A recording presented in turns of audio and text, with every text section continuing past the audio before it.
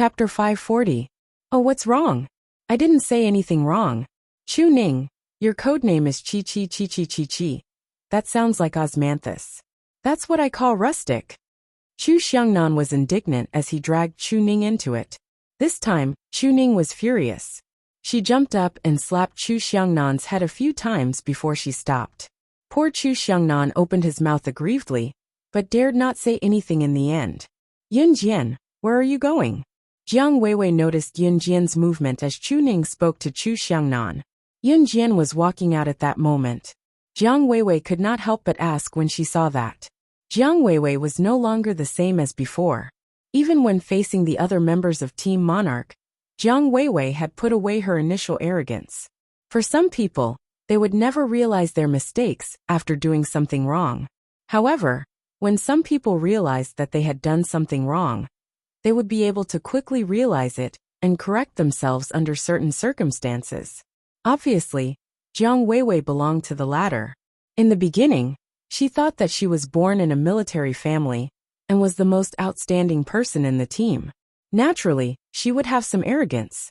However, after Yun Jian appeared, Jiang Weiwei realized that her previous behavior was wrong.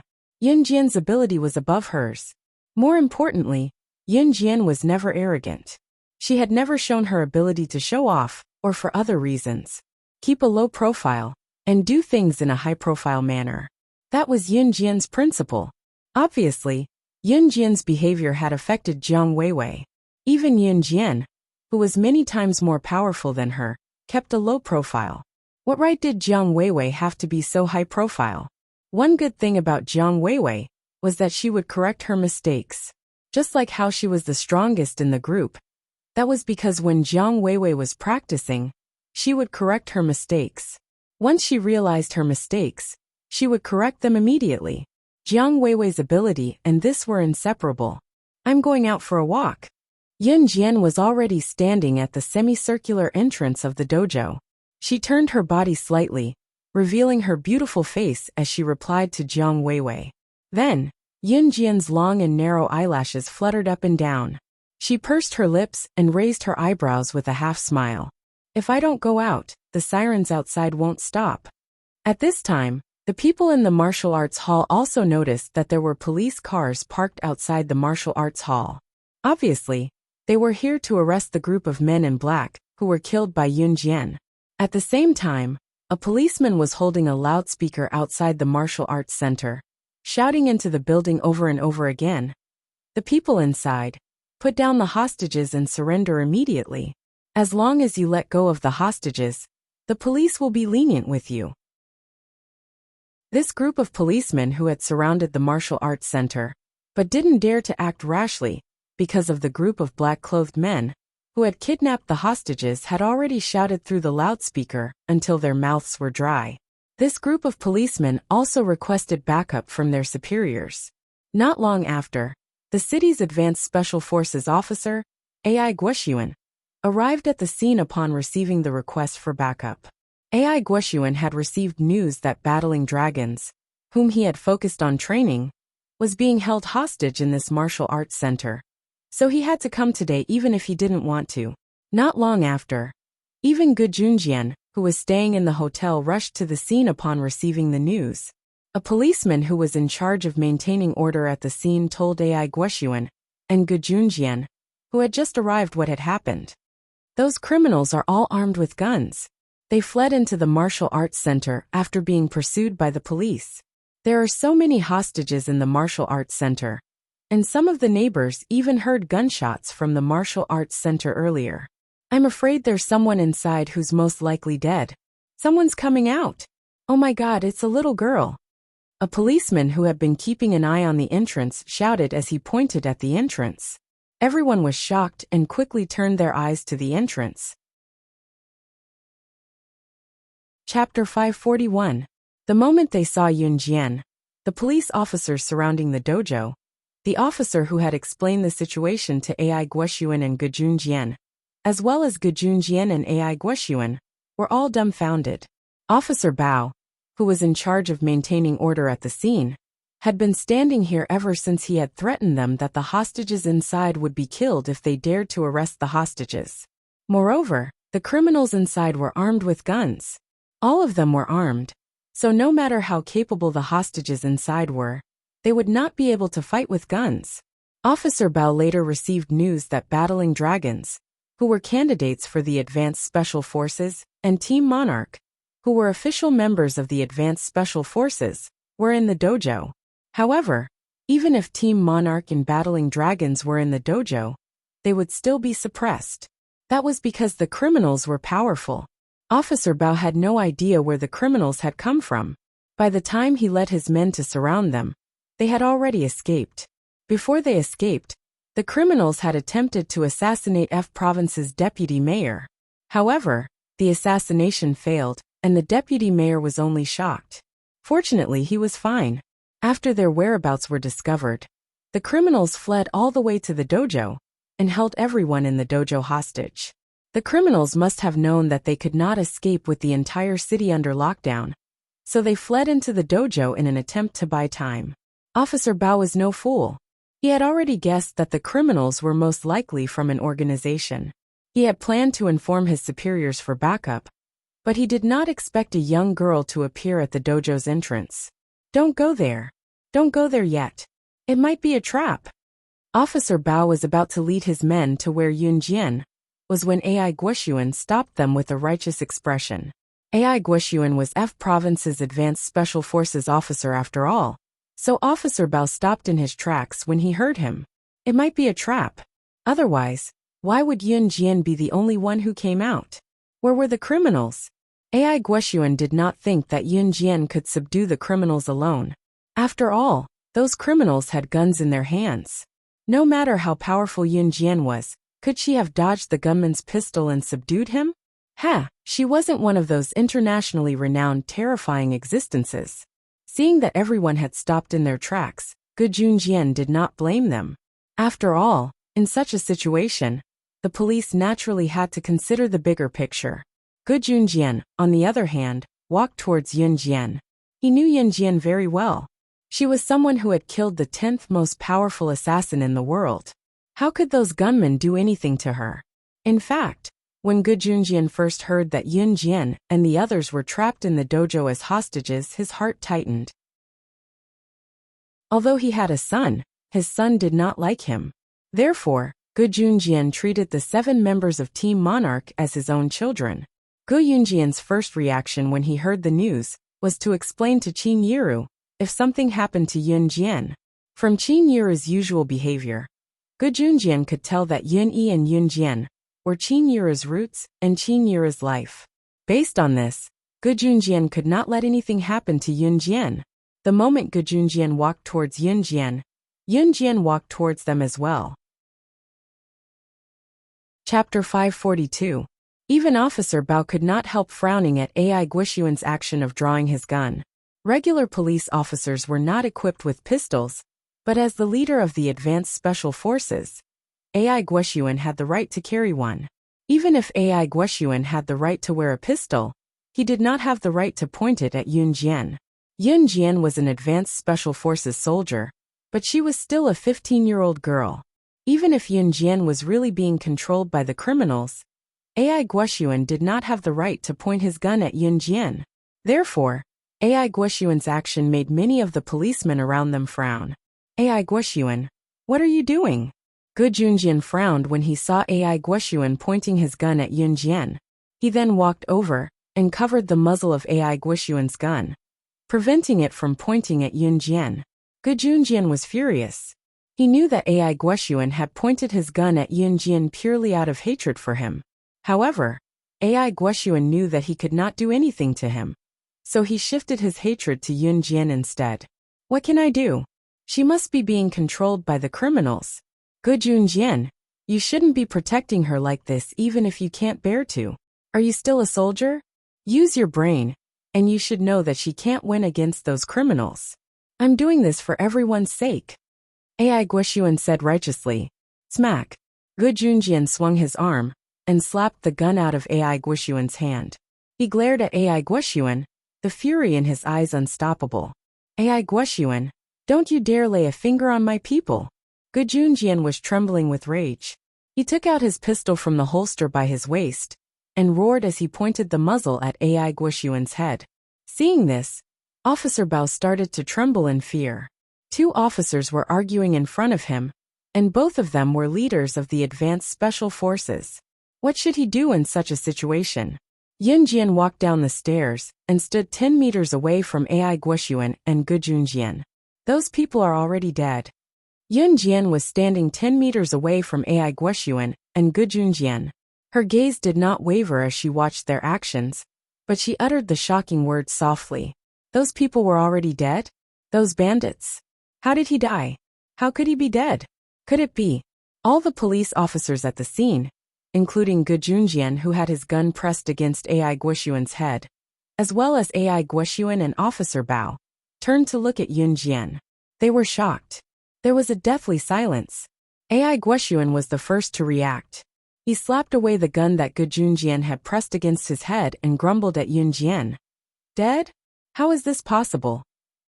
Ai Guoxuan was about to dash toward the martial arts center. 2 steps later, Ai Guoxuan suddenly remembered something. He paused and raised his pistol again. His other hand rested on the handle as he cautiously made his way to the martial arts center. He still did not trust Yun Jian. Looking down, Yun Jian could not help feeling amused as she watched Ai Guoxuan walk past her gingerly. Let's go in too. Gu Junjian put his gun away and signaled to Officer Bao before the few of them walked into the martial arts center. Chapter 543. When Yun Jian followed Gu Junjian back to the dojo, she saw Ai Guoxuan standing dumbly by the semicircular door before she could even see it. Clack!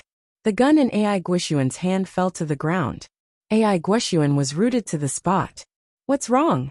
What's wrong? Officer Bao panicked. He quickly raised his baton with the other officers and stared at the door fearfully. They could only see the semicircular door from where they were but not the dojo itself.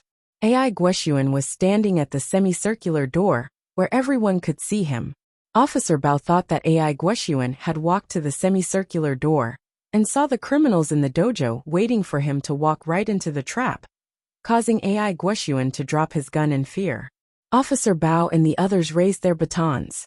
They did not know Yun Jian well, and were skeptical of what Yun Jian had said earlier. Gu Junjian frowned, but he walked toward the semicircular door fearlessly. Yun Jian glanced at Officer Bao and the others who were too afraid to move forward and followed Gu Junjian. Seeing that Gu Junjian had moved forward and there was no sound from Ai Guoxuan's side, Officer Bao and the rest frowned in suspicion before following Gu Junjian. With Gu Junjian in the lead, Yun Jian in the middle, and Officer Bao and the others at the back, the group soon arrived at the semicircular door. They peeked into the semicircular door. They would not have known if they had not peeked, but they were shocked when they did. When Officer Bao and the others saw the situation in the dojo behind the semicircular door, the batons in their hands dropped to the ground in fright. This. Officer Bao walked around them to the semicircular door. He looked inside the door and glanced left and right a few times. He was so shocked that he was at a loss for words. He could only use the word "this" to describe the situation. All the officers were rooted to the spot.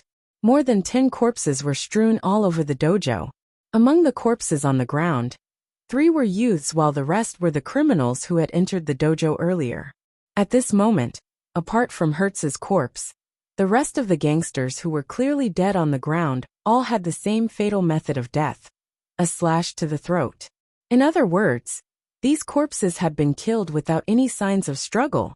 Judging from this, how powerful must the person who had killed these criminals be? The people who had been held hostage were leaning against the corner of the dojo, each of them frozen in fear. It was obvious that they had yet to recover from the terror earlier. These criminals couldn't have been killed by them. Even Yu Luo, who was hiding in the corner, did not dare to stand up, let alone the rest of battling dragons. Coach Su had already stood up slowly. Chu Xiangnan's group of 6 stood not too far away from the dozens of criminals. Ai Guoxuan was so shocked by what he saw that he could not utter a single word. Officer Bao, on the other hand, pointed at the corpses on the ground and stammered, "WW, who killed them?" The question was directed at the group of people who were cowering in the corner. Is this the answer you're looking for? Just as Officer Bao spoke, a clear and refreshing voice was heard. Chapter 544. Yin Jian retracted the butterfly knife. She smiled and swung the butterfly knife a few times before keeping it in her pocket. This scene caused a wave of fear to surge in everyone's hearts.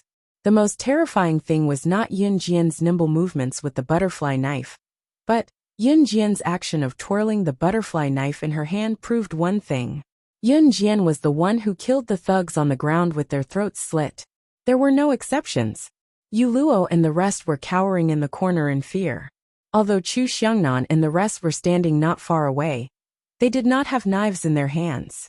These thugs were all killed by knives. Apart from Hertz, who was shot in the heart and had his eyeballs blown out, the rest were all killed by knives.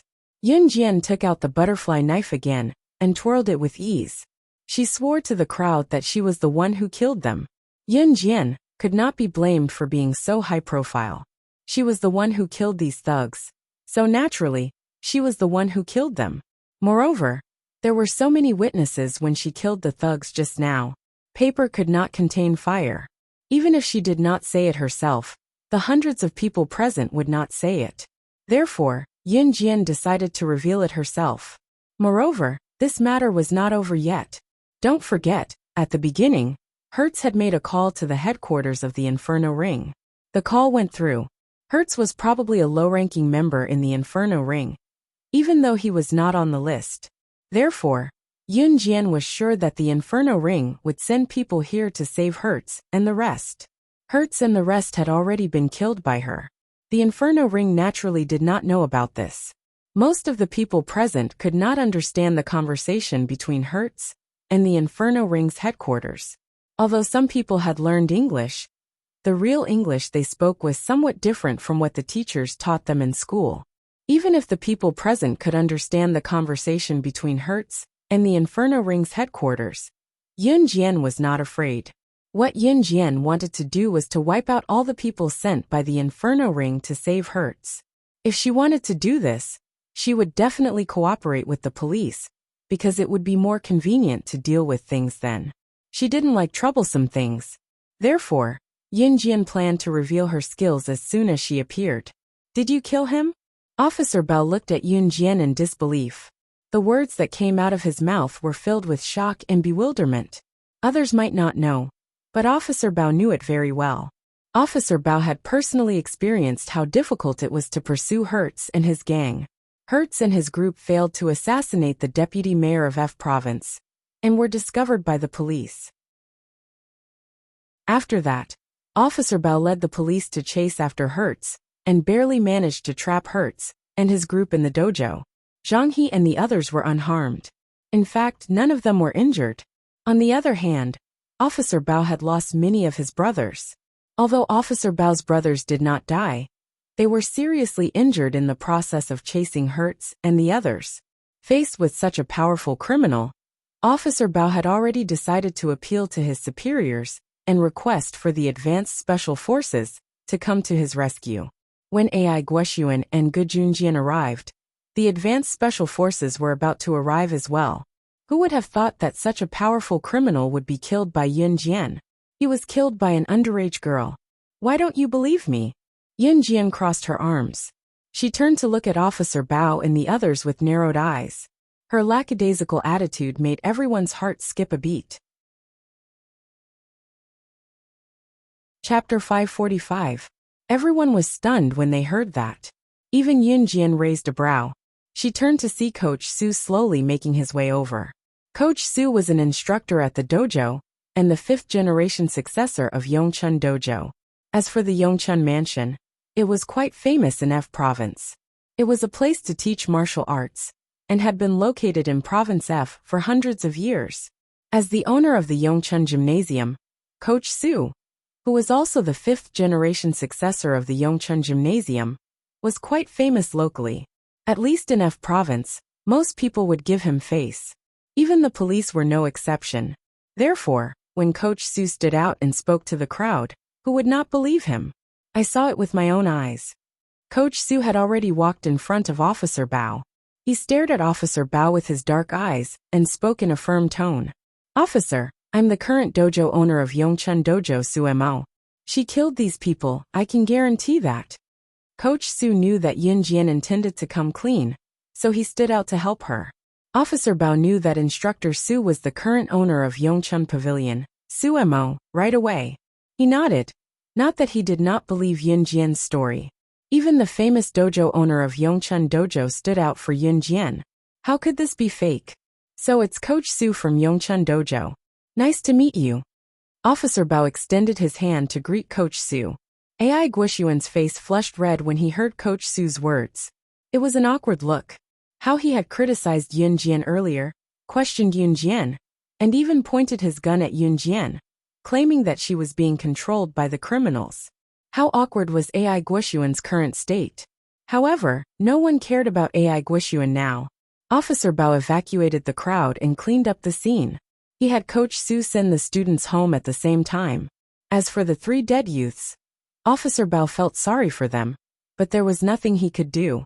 He could only send someone to mediate with their family members. After all, the dead could not be brought back to life. No one would have thought that such an unlucky thing would happen.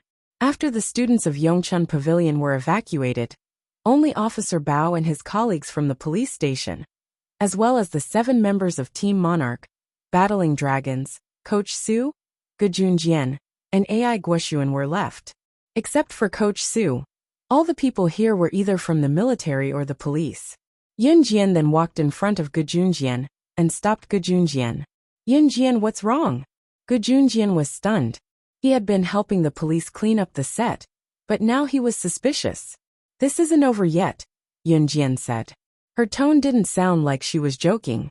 Why aren't you done yet? Yin Jian, do you think you haven't been in the limelight enough? 3 of them are dead. Lil Bin, Lil Wu, Lil Lei and the rest. Yu Luo hated Yin Jian to the core. Seeing how good Yin Jian was at fighting earlier, she was instantly enraged. Now that she had unintentionally overheard Yin Jian's words, Yu Luo even pretended to feel sorry for the 3 youths killed by the criminals to show Yin Jian's viciousness. Actually, Yu Luo only knew their names, but she was trying her best to make it seem like she was grieving for the 3 youths. Chapter 546. However, no one paid any attention to Yu Luo's words. After all, Yin Jian's capability was right in front of them. How could Yu Luo dismiss her with a few words? How could Yin Jian, who could kill the group of criminals just now, be a weakling? Go on. Yin Jian's dark eyes stared straight at Yin Jian. When Yin Jian said that the matter was not over yet, he was already looking at Yin Jian with a frown. Since Yin Jian had said so, she must have her reasons for doing so. Yin Jian's disregard made Yu Luo hate Yin Jian even more. Yin Jian ignored Yu Luo as well. She looked at Gejun Jian and said, I'm sure the police have guessed that the criminals just now are part of an organization. I've already guessed that. Officer Bao, who was standing at the side, responded to Yin Jian. He then said with a hint of disappointment, It's a pity that we don't know the identities of these criminals. Otherwise, they will be brought to justice for the crime of assassinating the deputy mayor of F province and harming innocent people. TSK. Yu Luo scoffed from the side, but the target of her ridicule was Yin Jian. Yin Jian was doing this on purpose, wasn't she? Should she tell them about this, and then pretend to be very powerful when talking to Officer Bao and the others? Did she think that she was some international big shot? Who did she think she was? Just as Yu Luo thought so and scoffed without giving face, Yin Jian's clear voice rang again. The Inferno Ring. What? This time, not only Officer Bao, but even Ai Guishuan cried out in surprise. The Inferno Ring. The criminals just now were from the Inferno Ring? If that was the case, the situation was not looking good. Perhaps normal people did not know what the Inferno Ring was. But as members of the police or military, Officer Bao, Ai Guishuan, and Gejun Jian knew very well. The Inferno Ring. Wasn't that an international assassin organization that was second only to the Hun organization and the Kosha mercenaries? If a famous assassin organization could be wanted globally and not be annihilated by Interpol, It meant that the organization had the strength to survive in this world. Those small killer organizations, which one of them wasn't annihilated by the Interpol in the end. Their lairs had been destroyed. As for assassin organizations like an Hun Group, Kosher Mercenaries, and Inferno Ring, it was not that Interpol was unwilling to eliminate them, but that they could not. Some police departments even regarded these top-ranked assassin organizations as big tumors that they didn't dare to touch. If he could hide, he would hide. If he could run, he would run. These words had already become the default method of some police departments and international business politicians. But today, they heard from Yun Jian that the Inferno Ring was second only to the #1 international assassin organization, and Hun, and the #1 international mercenary organization Gusha. How could they not be stunned? What Inferno Ring? Yu Luo had never heard of the Inferno Ring.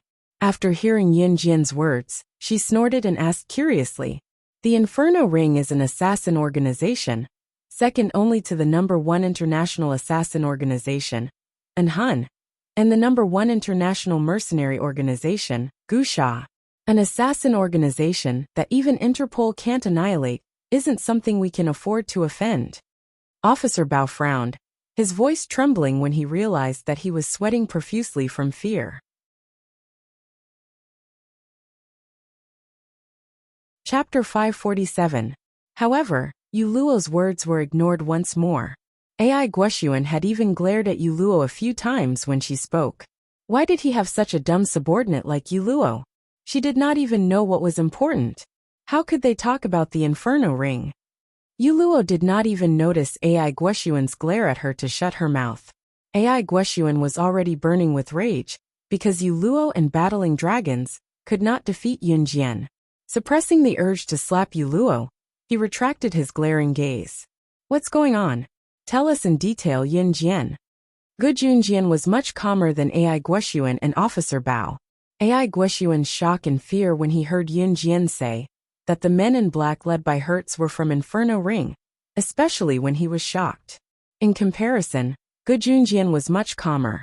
"These men are from the Inferno Ring." Yun Jian spoke. Under everyone's gaze, she walked toward the corpses of the men in black without fear. At this time, the police station had already sent people to clean up the bodies of these black-clothed men. But at this time, the bodies of these black-clothed men had not been cleaned up yet. They were still lying on the ground where they had died. Yun Jian went over and grabbed the butterfly knife with a flip of her hand, holding it in her hand. She used the butterfly knife to lift up the sleeve of Harley's corpse, and saw a golden rose branded on the back of his hand that was wrapped in the black shirt. The sparkling rose was eye-catching, but it also darkened the faces of Gu Junjian and the others. Gu Junjian's previous calmness was replaced by shock and horror. "This is the Inferno Ring symbol. Anyone from the Inferno Ring will be branded with this symbol." After Yun Jian unfolded the golden rose on the back of He Yi's hand, she stood up and wiped the butterfly knife again with a tissue before keeping it in her pocket, talking as she walked. "This isn't a secret. You'll find out if you don't believe me." Yun Jian tucked her hands into her pockets and looked at Officer Bao and the others with narrowed eyes. Her last sentence was meant for Officer Bao and the others. Yun Jian knew that Gu Junjian had to believe her words. Gu Junjian stepped forward with a frown and added, "That's indeed the Inferno Ring symbol. I saw this symbol during a mission 10 years ago." Gu Junjian's words made Officer Bao and the others shudder. They were really from the Inferno Ring. Yun Jian was not lying. "Then what should we do?" Officer asked with a tremble in his voice, frightened.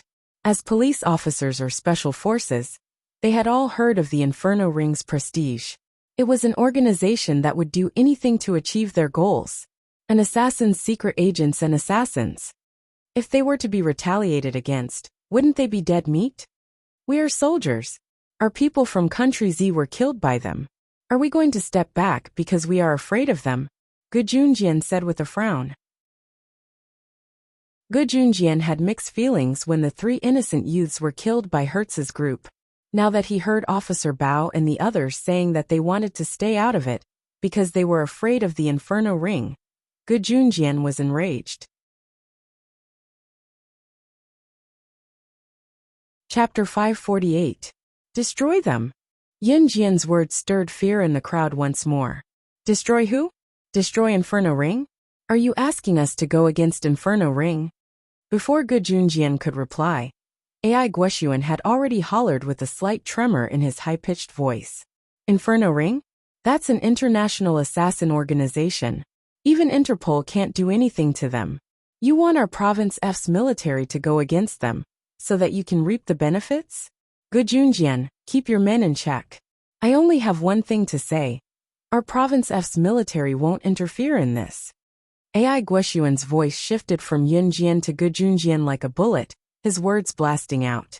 Ai Guoxuan was obviously pushing the blame for Yin Jian's words onto Gu Junjian, assuming that Gu Junjian had instigated Yin Jian to say those words.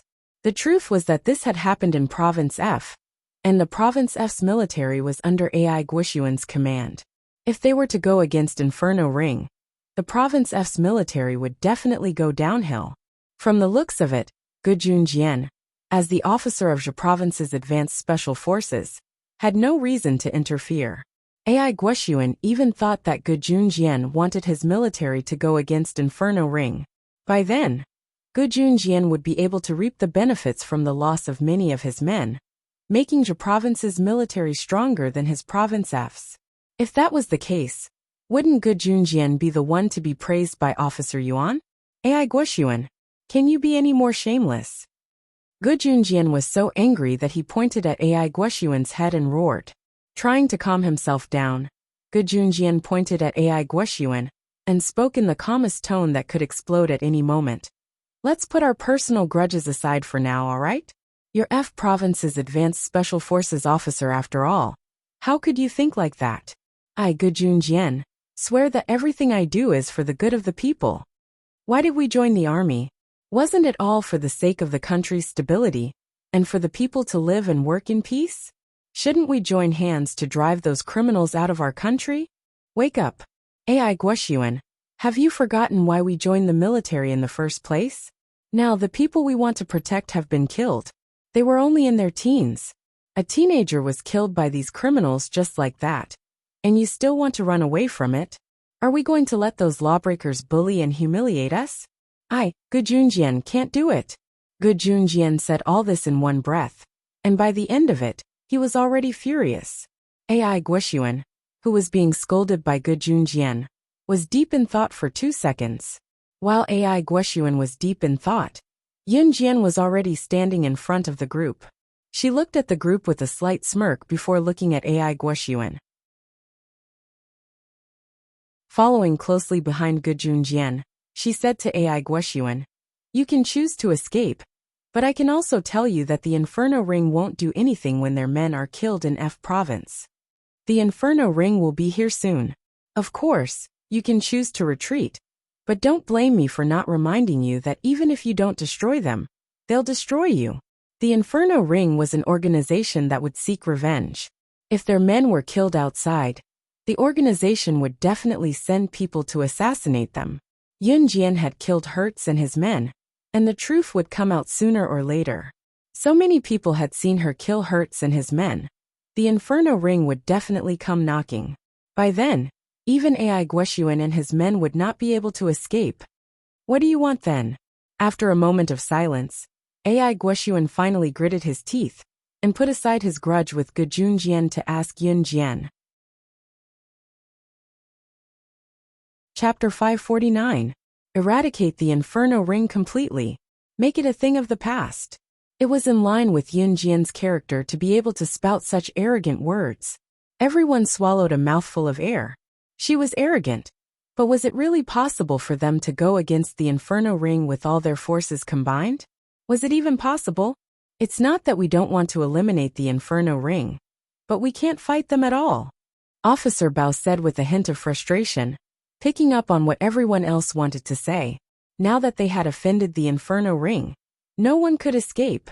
The only thing they could do now was to go head-to-head with the Inferno Ring. However, could they really win if they went head-to-head with the Inferno Ring? The Inferno Ring was an existence that even Interpol was no match for. Even Interpol would have to think twice before making a move against an assassin organization like the Inferno Ring. What more them? Whether it was Officer Bao, Gu Junjian, or AI Guoxuan combined, they only had this much power. How could they go head-to-head with the Inferno Ring? I'll ask Officer Yuan for backup from the higher-ups. Gu Junjian pressed his lips together. This was the only solution he could think of. AI Guoxuan did not put up a front anymore. He knew how terrifying the Inferno Ring was. To go head-to-head with the Inferno Ring, everyone had to work together. Even so, we're still at a disadvantage. The Inferno Ring's forces are spread all over the world. Officer Bao said, troubled. Officer Bao's position in Province F was not particularly low, so he had the right to speak. Chu Ning and the others from Team Monarch, as well as Yu Luo and the others from Battling Dragons, could only watch.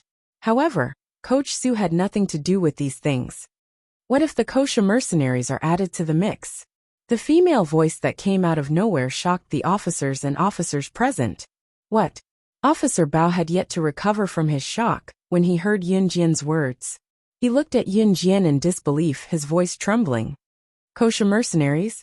Wasn't that Gu Sha? The number 1 mercenary group alongside the number 1 assassin organization. And Hun? How? How could you know the Kosha mercenaries? AI Guoxuan's legs almost gave out from the shock. At this moment, even Yu Luo, who was standing to the side, felt her heart tremble violently. Her intuition told her that Yun Jian was becoming more and more mysterious. If the people present did not know about the Inferno Ring, then perhaps there was a reason. After all, although the Inferno Ring was powerful, it was not a legendary existence. However, the Kosha mercenaries were different. The Kosha mercenaries were on par with the Hun organization. Internationally, it was an existence that struck fear into the hearts of major businessmen and politicians. It could be said that if Interpol had any chance of wiping out the Inferno Ring, it would have been impossible. Then it would be impossible to eliminate the Kosha mercenaries, or the Hun organization. There was no possibility of that happening. You don't believe me? Yun Jian raised her eyebrows, and said indifferently, so what if you know the Kosha mercenaries? That was the number 1 mercenary group in the world. Do you think they'd help you? Moreover, if we were to go against the Inferno Ring, we wouldn't be able to go against them with just the help of some of the Kosha mercenaries, AI Guoxuan said. Yun Jian frowned slightly, then raised a brow and said, what if we add the Hun organization to the mix? She had to wipe out the Inferno Ring this time.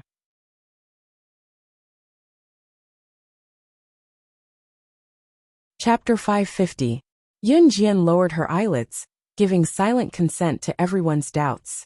She could not wait any longer. She had to annihilate the Inferno Ring this time. Xiao Zhu had died tragically in the hands of the Inferno Ring in her past life. Wolf, who had killed Xiao Zhu, was a member of the Inferno Ring. This was the truth Yun Jian had found out after a thorough investigation. As long as the Inferno Ring remained unpunished, Yun Jian would not be able to rest in peace. She wanted the Inferno Ring to pay the price. Destroy. Let the Inferno Ring have a taste of slaying God's wrath. Anyone who dared to provoke slaying God would have to suffer her wrath. As for why she wanted to join forces with Gu Junjian and AI Guoxuan's military forces, it was not without reason. Country Z had a large population, and there were many soldiers in both provinces. Their combined strength was rather formidable. Yun Jian knew that her Kosha mercenaries could not send all their men to annihilate the Inferno Ring. After all, the Kosha mercenaries had just annihilated the old men not too long ago. Now that the mercenary group had suffered heavy losses, they needed time to recuperate. If it were not for Gu Junjian and AI Guoxuan's help, Yun Jian would not have taken action to annihilate the Inferno Ring. After all, the Inferno Ring was an assassin organization. The Kosha mercenaries who had suffered heavy losses were far from enough to annihilate them. AI Guoxuan and Gu Yunjian's military forces were not weak.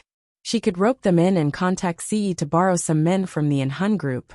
Yun Jian was sure that if the Inferno Ring could escape the fate of being annihilated this time, she would pronounce her name Yun Jian upside down. As for AI Guoxuan and Gu Junjian, Yun Jian was not using them. As officers of the Advanced Special Forces, both AI Guoxuan and Gu Junjian yearned for fame. If they could eliminate the Inferno ring that even Interpol could not, then AI Guoxuan and Gu Yunjian's status would be vastly different. AI Guoxuan and Gu Junjian would not have accepted such an offer if they had no chance of winning back then. Hence, Yun Jian brought up the kosher mercenaries and Anhun.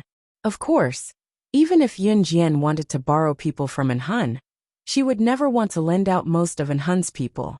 Yun Jian knew that as long as she opened her mouth, CE would send all the members of Anhun over, or even send all the members of Anhun to wipe out the Inferno ring.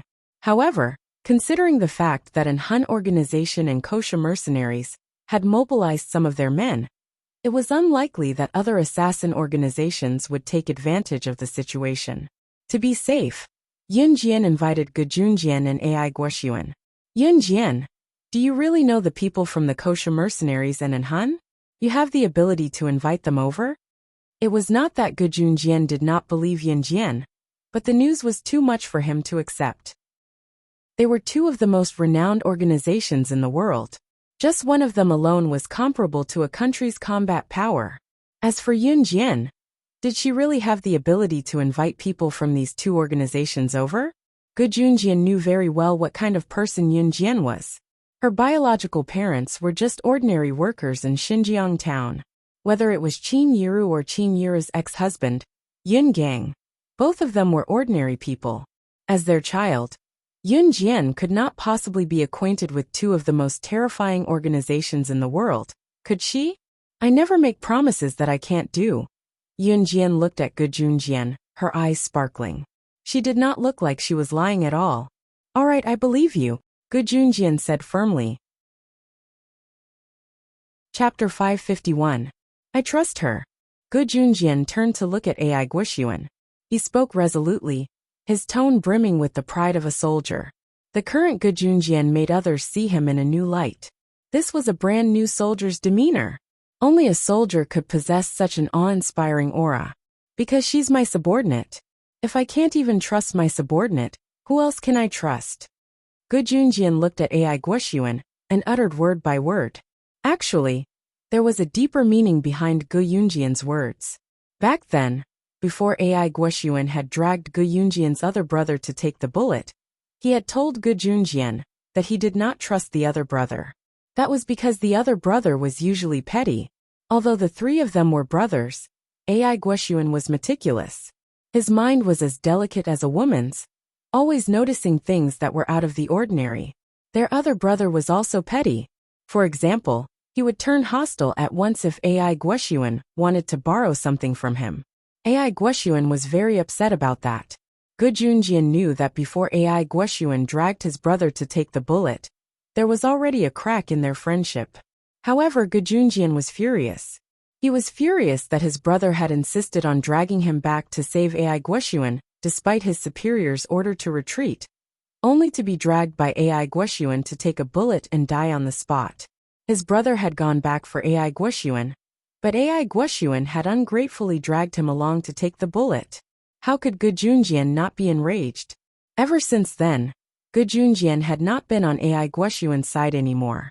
Since then, Gu Junjian and AI Guoxuan had gone from being best buddies to the current stalemate.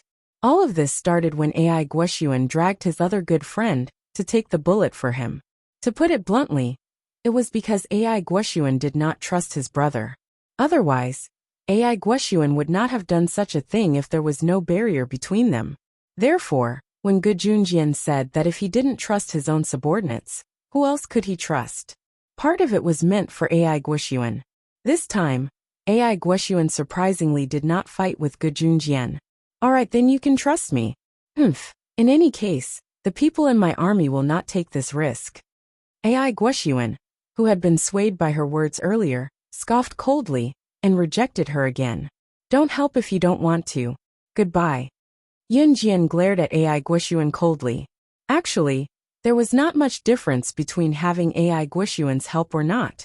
The Anhun organization and her kosher mercenaries were enough to suppress the Inferno ring. However, Yun Jian's invitation to Gu Junjian and AI Guoxuan was well thought out.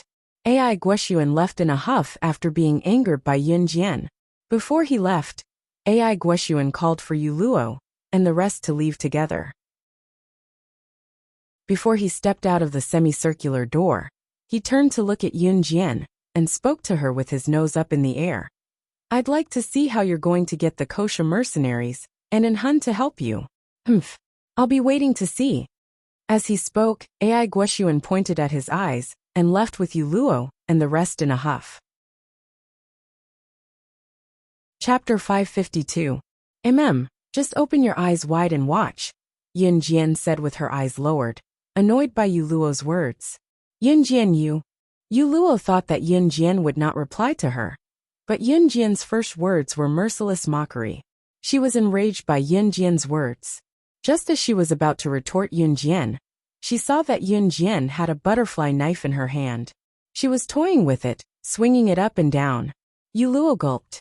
She had not forgotten how Yun Jian had stabbed Hertz's eyeballs with this butterfly knife. She also could not forget how Jay and his men in black were killed by Yun Jian. Yun Jian's bizarre moves were so natural that one would shudder at the mere thought of it, let alone the way Yun Jian was swinging the butterfly knife in her hand. Yun Jian was swinging the butterfly knife casually in front of Yu Luo, even looking at her from the corner of her eyes. The scene sent chills down Yu Luo's spine.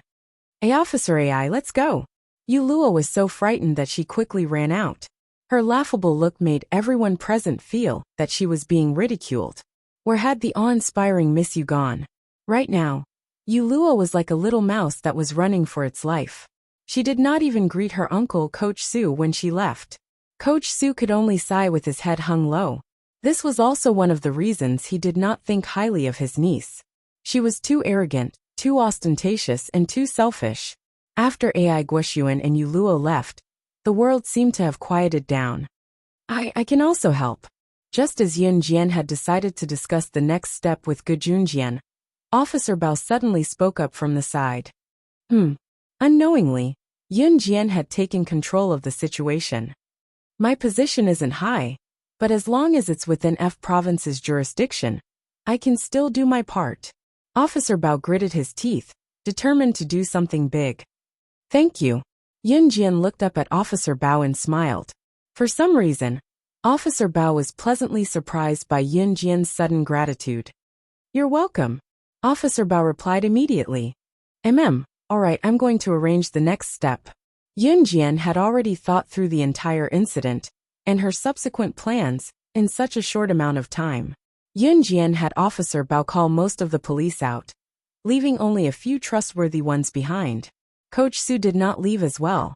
It was only then that Yun Jian began to explain her next step.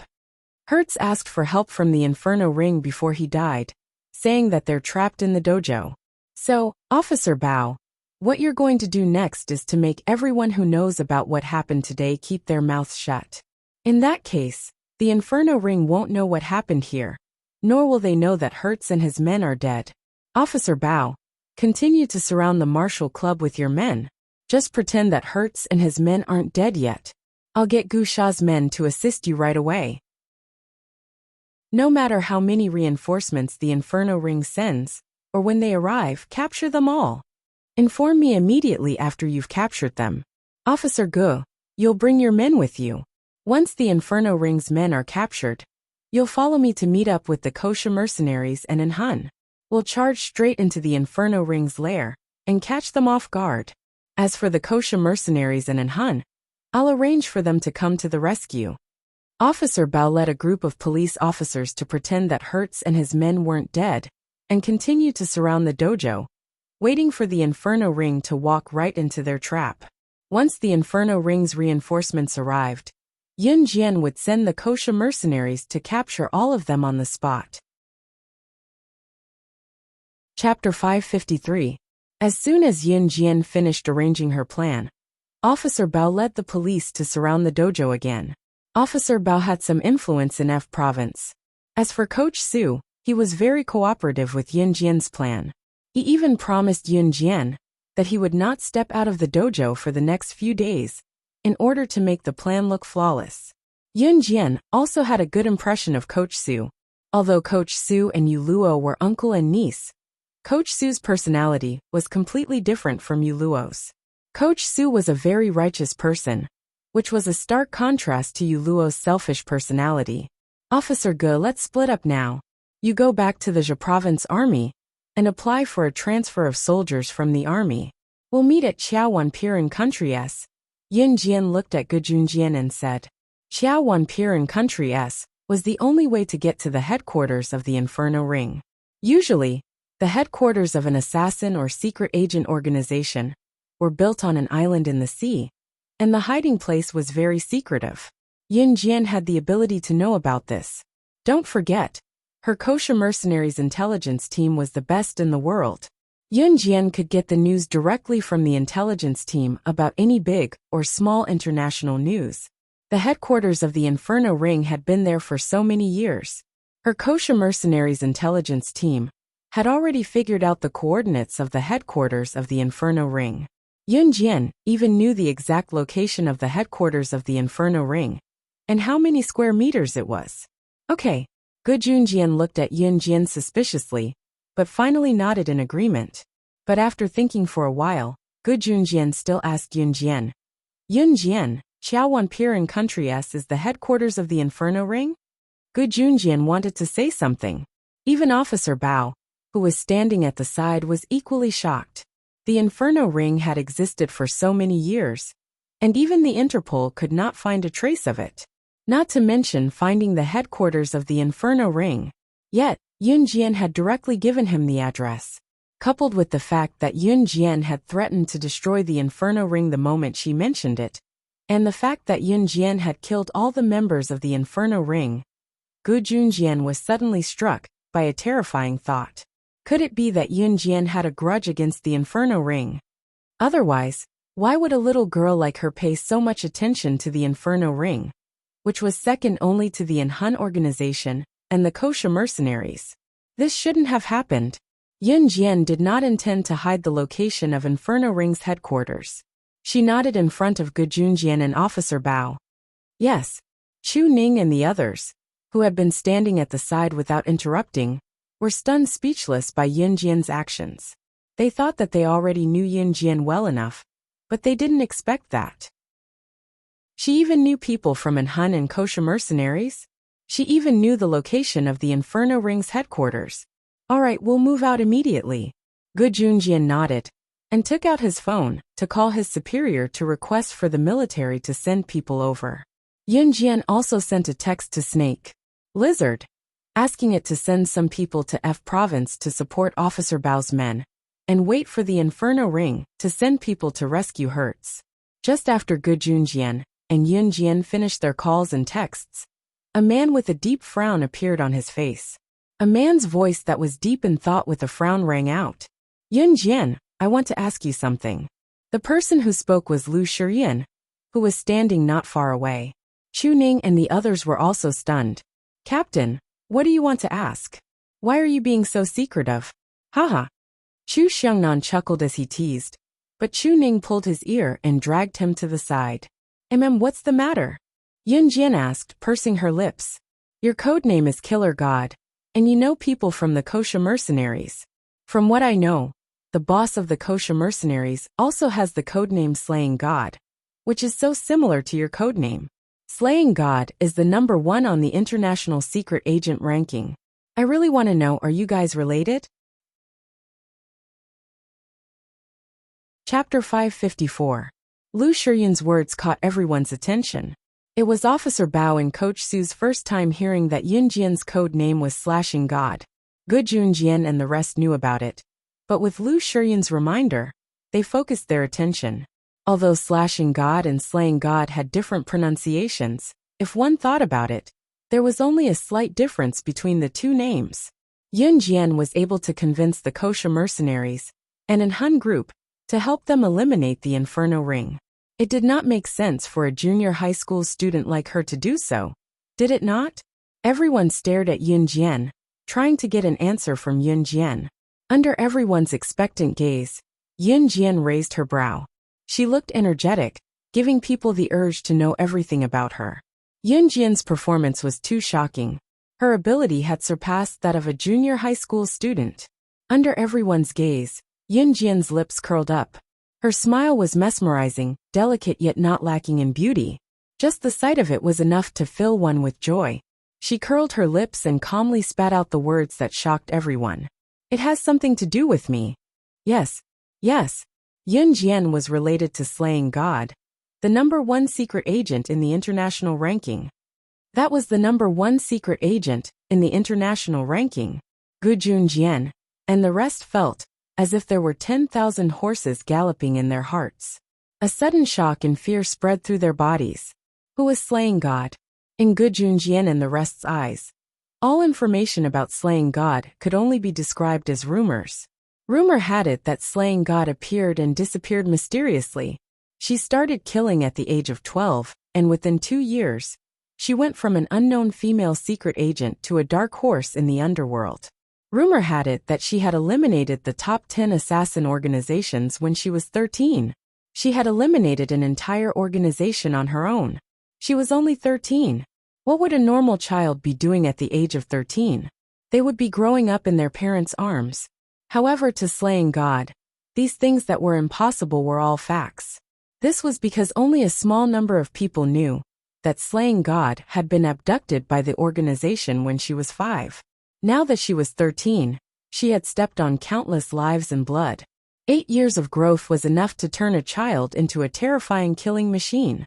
However, after slaying God annihilated one of the top 10 assassin organizations on the list at the age of 13, she killed the previous boss of kosher mercenaries and replaced him before everyone could process what had happened. This step was enough for slaying God to gain a foothold in the international arena. By the time she was 16, slaying God had already taken the world by storm and was ranked #1 on the international secret agent ranking. This kind of growth speed terrified everyone. And now, Yun Jian actually said that she was related to that legendary character. How could Gu Junjian and the others not be shocked? How could they not go crazy? In fact, Gu Junjian and the others would never have dreamed that Yun Jian would become 1 year younger when she was 16 years old in her previous life. When she was reborn, Yun Jian was only 15 years old. Now that the new year was over, she had turned from 15 to 16 years old. In fact, Yun Jian was already 17 years old now. It was just that her body was 1 year younger. You know her. I'm referring to slaying God. Lu Shiyun gulped as he asked again. There was an unmistakable panic on his face. If Yun Jian really knew slaying God, everyone present would be shocked. After all, not many people in the world had seen slaying God's face. I'm her. However, the girl's clear and loud voice was as pleasant as the sound of nature, pulling everyone's attention back to the present. Chapter 555. Yun Jian was slaying God? What kind of international joke was this? Everyone stared at Yun Jian in horror. Their faces were drained of color. Slaying God, the top assassin on the international secret agent ranking, was not on the same level as everyone present. Some countries and regions had categorized slaying God as one of the people not to be trifled with. The mere thought of such a terrifying existence was enough to send chills down one's spine. Did Yun Jian just say that she was slaying God? However, Gu Junjian and the rest who knew about Yun Jian's skills were stunned. Gu Junjian in particular was completely dumbfounded and in disbelief. In spite of it, Gu Junjian was the one who knew Yun Jian's skills the best among everyone present. This was because Yun Jian had killed Wolf Blade, who was ranked 10th on the international assassin ranking. Wolf Blade, who was ranked 10th on the international assassin ranking, was killed by Yun Jian, a junior high school girl. No matter how one looked at it, it was completely unrealistic. However, it was the truth. Back then, Gu Junjian had thought that unless Yun Jian was one of the top 10 assassins on the international secret agent or assassin ranking, how could she kill Wolf Blade alone? She was a top-notch assassin. This. Lu Shiyun panicked when he heard Yun Jian's words. He looked at the smiling girl. Just when Gu Junjian believed her, and the rest were doubtful and fearful, the girl's melodious voice was heard again. I was just kidding. When they turned to look again, Yun Jian was already squinting with her arms crossed. She tilted her head and looked at everyone. The glimmer in her eyes made them feel relaxed and happy. Phew, Yun Jian, isn't this a little too much? I almost believed it. Fang Sharan patted his chest. He seemed to be in deep shock. That's right. That's right. You really made me break out in a cold sweat. Chu Xiangnan, who had just been dragged away by Chu Ning by the ear, came back again. He stared at Yun Jian for a few seconds and laughed out loud, bringing back some of the tension in the air. Come on, my Yun Jian loves to joke around, haha. Chu Ning chimed in. However, Yun Jian didn't usually joke around. Yun Jian smiled awkwardly. Her smile was very shy. Cough. So it was a joke. Lu Shiyan recovered from the tense atmosphere and rubbed his nose. Compared to Chu Xiangnan's group, he was more careful. However, Lu Shiyan didn't think too much about it. Just a joke? Officer Bao was so frightened that he almost suffocated. Then he pursed his lips, and the fear from before disappeared. Only Ge Junjian was still frowning and deep in thought. Yun Jian's joke made him feel that what she said was true. Yun Jian was the secret agent slaying God. Ge Junjian had a feeling that even if Yun Jian wasn't slaying God, she was still related to slaying God. However, Ge Junjian couldn't say what the relationship was. Yun Jian pursed her lips and spoke again. I do have a certain relationship with the Kosha mercenaries, and the Inferno Ring has a grudge against the Kosha mercenaries. So don't worry, the Kosha mercenaries won't let the Inferno Ring off the hook, so you don't have to worry about being implicated. Yun Jian's words made everyone's expression change slightly. Officer Bao was the first to nod. Yun Jian's words made everyone feel more at ease. In fact, the thing that they were most afraid of when dealing with the Inferno Ring was that the Kosha mercenaries and an Hun group wouldn't come to help. Would they not be doomed if they went up against the Inferno Ring alone? Chapter 556. Alright, we can start now. Ge Junjian spoke up after Yun Jian was done giving instructions. Ge Junjian was the highest-ranking officer among everyone present, so he had absolute authority to carry out his orders. When the people present heard this, they all agreed. Officer Ge, leave this to me. Officer Bao had a good impression of Ge Junjian. To be honest, Officer Bao did not like Ai Guoxuan. Although Ai Guoxuan was considered Officer Bao's superior, the latter's attitude of not caring about their lives chilled Officer Bao's heart. To be honest, other than Yun Jian, Officer Bao and the others were the only ones who would be targeted for revenge after the Inferno Ring members died in the dojo. What Officer Bao did not expect was that his own officer in F Province, Ge Junjian, would come to his aid instead of Ai Guoxuan. Officer Bao was grateful for Ge Junjian's gesture. You stay here first. The Kosha mercenaries will be here soon to help you, Yun Jian said to Officer Bao. Officer Bao nodded. In the end, Yun Jian and the others bid farewell and left. Ge Junjian drove them back to Zhe Province overnight. Yun Jian and the others arrived at the dojo at night, but it was not too late. At least, the dojo and other places were still open at this hour, and so were the supper shops. Ge Junjian had planned to stay a night in F Province before returning, but he did not expect to run into something like this. Ge Junjian checked out of the hotel room he had booked and drove Yun Jian and the others back to Zhe Province overnight. They had planned to stay a night in F Province because they would get tired easily after driving for a long time. Moreover, they could not see the route clearly at night, but Ge Junjian could not be bothered with that now. Fortunately, Lu Shiyan and the others, who had learned how to drive, were able to switch with Ge Junjian for a while. Therefore, Yun Jian and the others returned to Zhe Province at 1 or 2 o'clock in the morning. Lu Shiyan, Chu Ning, and the others were not strong enough, so Ge Junjian sent them all back home. Yun Jian had originally planned to go home before organizing a search for CE. Before that, Yun Jian had something more important to do. Qin Yiru, Xiao Yunju, and Yuni were currently in Xinjiang town, and had yet to return to Longmen City. Initially, Yun Jian and Yuni had agreed to visit Qing Yu's house on the 12th, but she had to postpone it for a few days due to a last-minute plan. As for Qing Yu, Yun Jian did not plan to let her return to the organization with her during the new year. When she parted ways with Ge Junjian, Yun Jian asked him to send her to Lan Su's house. Yun Jian had arranged for Lan Su to stay. Other than going to Lan Su's place before the new year, Yun Jian was not free at all. It was late at night, and Yun Jian did not plan to return to Xinjiang town, nor did she want to go back to Dong Ruan's house. Yun Jian had something important to discuss with Lan Su. After Gu Junjian sent Yun Jian to Lan Su's suite, Yun Jian went upstairs alone to knock on the door. It was 1 or 2 o'clock in the morning. Yun Jian had only knocked twice when Lan Su ran out to open the door. Lan Su was surprised to see Yun Jian when he opened the door. Yun Jian had come to visit him once before the new year, but had not come since.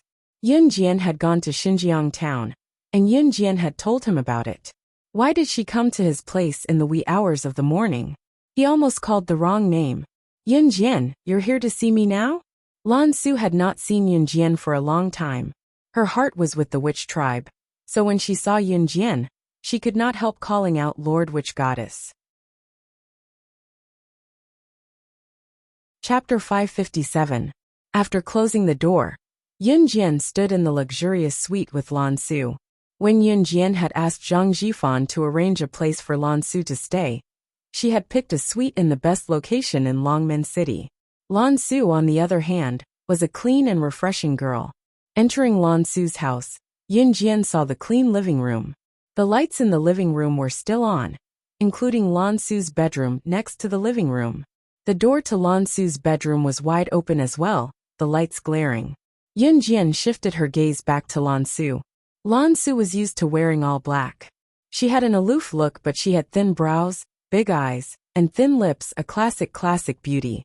Yun Jian could not help being impressed. Lan Su's ancient black gown accentuated her slender figure the most. When they first met, Lan Su's ancient black gown gave off a refreshing and beautiful feeling. Back to the topic, Yun Jian looked at Lan Su's charming eyes under her long lashes, and was about to speak when Lan Su beat her to it. Yun Jian, why are you looking for me? Lan Su's words made Yun Jian press her lips together. I might not be able to come back in the next few days. You know that my mother, elder brother, and younger brother are in Xinjiang town now. What I'm going to do might bring them danger.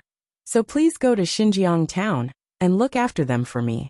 Just make sure they're safe and don't let anyone take advantage of the situation, Yun Jian said.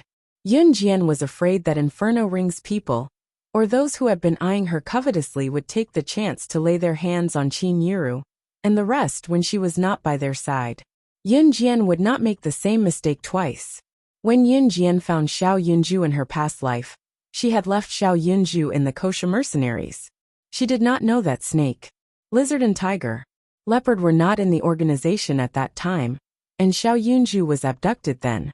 Although Yun Jian suspected that the old folks in the kosher mercenaries were involved, she was not entirely sure. In the end, it led to Xiao Yunju's tragic death. Therefore, Yun Jian would never allow such a thing to happen a second time. Just make sure they're safe? Lan Su's big eyes blinked. Her change from her aloof demeanor warmed Yun Jian's heart. Yun nodded. There was a reason for her to look for Lan Su. Because Lan Su's ability. Lan Su came from the Yulong continent, and the people of the Yulong continent all had the power to cultivate. These were things that the people of Earth, who lived in the human world, could not compete with. Therefore, asking for Lan Su's help was the best idea that Yun Jian could come up with at the moment. There was no other way. Alright, Lan Su will definitely not disappoint the great sorcerer goddess. Lan Su suddenly stepped back and placed one hand in front of her chest, as she promised Yun Jian. Yun Jian nodded slightly. She did not blame Lan Su for calling her the great sorcerer goddess again. Because Yun Jian knew that this was how Lan Su and the other cultivators of the Yulong continent made promises to others.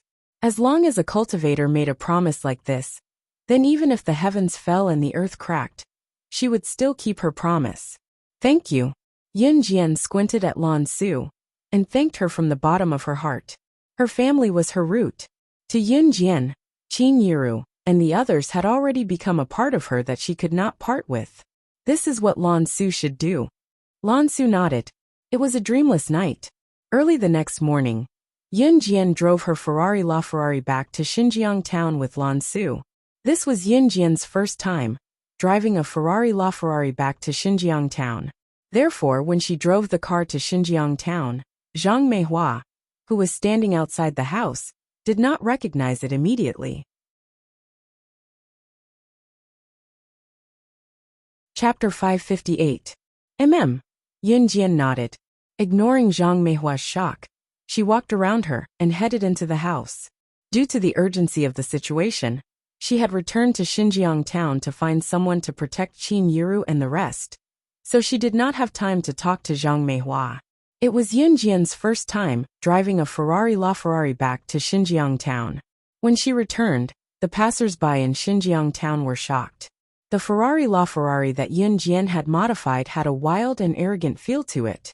In addition, there were only 3 Ferrari LaFerrari in the world. Therefore, in the eyes of the crowd, they had never seen a car like this before. Zhang Meihua knew that Yun Jian had started New Cruise, a company that sold cars, but she did not expect Yun Jian to drive a car back. Was Yun Jian not only 16 years old? One needed to be 18 years old to get a driver's license. Was she not breaking the law? However, Zhang Meihua did not think too much about it. After all, her precious granddaughter was now an advanced Special Forces soldier. She was the director of New Cruise. She was too busy greeting her. However, Yun Jian did not pay any attention to Zhang Meihua at all. Naturally, Yun Jian still remembered how Zhang Meihua had treated her mother. However, she pretended not to know, because Zhang Meihua was treating Qin Yiru very well on the surface. Although she was pretending to be nice to Qin Yiru due to her identity, as long as Qin Yiru was happy, Yun Jian would not stop her. After all, Zhang Meihua was Qin Yiru's biological mother. Naturally, Qin Yiru treated Zhang Meihua like a mother and daughter. In short, as long as Qin Yiru was happy, Yun Jian would pluck the moon from the sky. As soon as she entered, Yun Jian saw her mother, who was becoming more and more glamorous, sitting in the living room and chatting happily with a group of relatives who had come to visit Zhang Meihua. Due to Yun Jian, these relatives were now courteous to Qin Yiru and fawned over her as much as they could. Qin Yiru did not have to worry about anything now, so Qin Yiru looked much younger than before. Qin Yiru stood up immediately when she saw Yun Jian enter with Lan Su. Xiao Jian, why are you back so soon? Where's Officer Ge? Why didn't he send you back? Qin Yiru went up to check Yun Jian and asked suddenly, Mom, Officer Ge had something to do and went back. There's a training session in the military, so I'll be leaving later but I'll be back soon. Yun Jian said as she pulled Lan Su to Qin Yiru and introduced her to Qin Yiru. Mom, this is Lan Su. She's my friend. Her school asked her to write an essay for the winter break for a provincial competition. It's about the fields, but she grew up in the city and has never seen the fields in the countryside. So she's coming back with me to stay here for a few days. I can't stay here because I have something to do in the military, so please take care of her for me, Mom. Yun Jian had already discussed her confession with Lan Su before she came. It was natural for Yun Jian to lie now. Hello, Auntie. Lan Su greeted Qin Yiru after Yun Jian said that. Qin Yiru was a little disappointed when she heard that Ge Junjian did not come. In spite of it, Qin Yiru greeted Lan Su when she heard that she was her daughter's friend. Hello. You're Susu, right?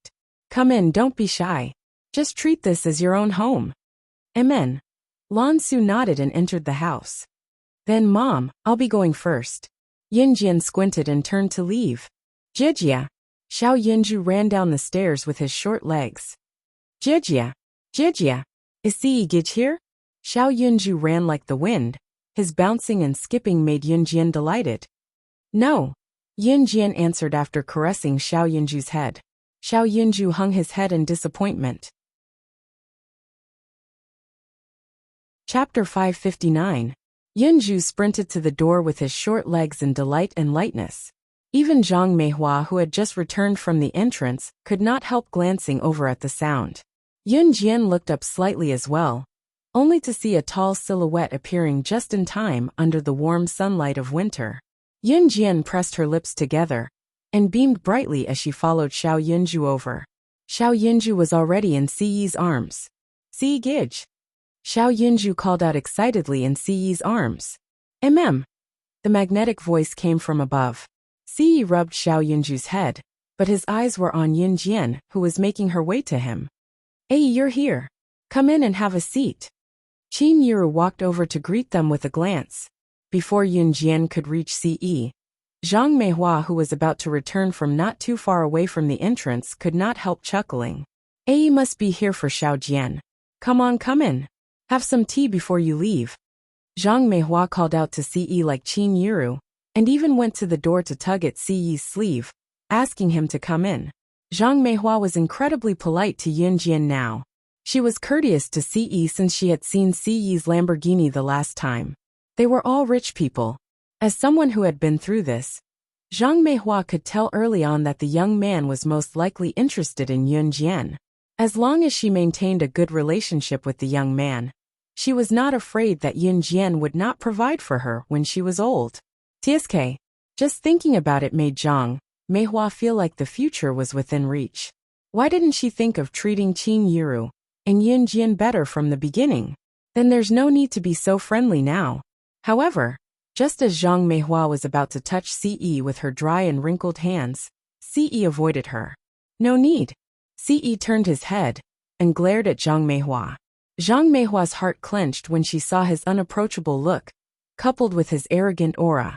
At this moment, Zhang Meihua could feel Ce's murderous intent, so she didn't dare to move a muscle. Yun Jian clearly saw Ce's small movement, but Qin Yiru didn't notice it. Yun Jian walked to Ce's side and looked at Xiao Yunju, who was nestled in Ce's arms with a gentle gaze. Ce's gaze was fixed on Yun Jian. Qin Yiru walked to Ce as well. Qin Yiru looked at Ce and greeted him warmly. "Hey, come in and have some tea." "Sure." At Qin Yiru's invitation, Ce shifted his gentle gaze away from Yun Jian and nodded at Qin Yiru with his perfect side profile. His attitude toward Zhang Meihua and Qin Yiru just now was a stark contrast. Zhang Meihua stood aside awkwardly, but she dared not say anything. She could see Ce and Yun Jian's attitude toward her even if she was dumb. To prevent Ce and Yun Jian from getting impatient, Zhang Meihua kept her mouth shut and followed Ce and Yun Jian into the house. Yun Jian had planned to go to an Hun group to look for Ce, but she didn't expect Ce to be back, so she didn't have to rush to an Hun group. There was no harm in staying at home a little longer, so Yun Jian walked side by side with Ce into the house. Qin Yiru walked in front. Chapter 560. From the moment Lan Su saw Ce, she was completely dumbfounded. It was different from when she first found Yun Jian. When she first found Yun Jian, Lan Su was only pleasantly surprised. Yun Jian was the sorcerer goddess of the sorcerer tribe. Her status was one of the best in the entire Yulong continent. In her previous life, Lan Su was the protector of the sorcerer goddess. Therefore, when she found the sorcerer goddess of the sorcerer tribe, Lan Su was only pleasantly surprised. It was the ecstasy of finally finding the sorcerer goddess of the sorcerer tribe. However, the moment she saw Ce, Lan Su was completely shocked. The Yulong continent was a very vast world. However, in the Yulong continent, there was actually a higher level. The universe was vast and boundless. As humans on Earth, they were just as insignificant as dust in the vast universe. The Yulong continent was located in the endless outer space between the universe and Earth. Perhaps one day, humans would be able to reach there. However, even if they took a rocket and set off from Earth, they would not be able to reach the Yulong continent even after a few million years. This was the difference. Similarly, although the Yulong continent was a land of immortal cultivation, it was completely impossible for the people of the Yulong continent to come to Earth from there. As for the tunnel in the ancient tomb that led to the Yulong continent, it was actually man-made. That tunnel was actually a teleportation array. A transportation portal could directly transport the people of the Yulong continent or the people of Earth to the other continent through the tunnel. Lan Su also came to Earth through that tunnel. As for the Lord God, the reason why Lan Su was so terrified when she saw Ce was because that tunnel was rumored to be a formation set up by the Lord God. He directly tore the space apart and set up a transportation portal on Earth and the Yulong continent at the same time. Lan Su was sure that even the sorcerer goddess of the sorcerer tribe would not be able to do such a thing when she was at her peak. Not to mention a possibility. She did not even have to think about it. As for the Sir God's appearance, Lan Su had only seen the Sir God's appearance once, when he followed the sorcerer god to the Yulong mainland. The phrase shocking the heavens was referring to that time. Lan Su naturally remembered what he looked like. As for the Lord God, Lan Su's information was limited. He had only heard that the Lord God had come to the Yulong continent from the deity continent, which was far above the Yulong continent. But today, Lan Su actually saw the Lord Divine Lord who was revered by all living beings here. How could she not be alarmed? How could he not be respectful? Ce looked exactly the same as Sir God. Lord Divine Lord? Qin Yiru walked to the front. She was the first to see Lan Su's terrified face. She immediately asked suspiciously. Yun Jian's eyes flashed at the same time. She had heard Lan Su talk about the Lord Divine Lord before, but she did not know much about it. When Ce saw Lan Su greet him respectfully, he reached out and pressed his slender fingers to the side of his head. Some images suddenly flashed past. He frowned slightly, and a trace of seriousness appeared on his handsome face. Mom, Lan Su loves acting. She plans to develop her career as an actress in the future. We are usually like this. Cooperate with her more, and improve her acting skills. Yun Jian explained as she pursed her red lips. In 1998, the entertainment industry in Country Z had already begun to develop. Those who did not have a television at home more or less knew what it was like to be an actor.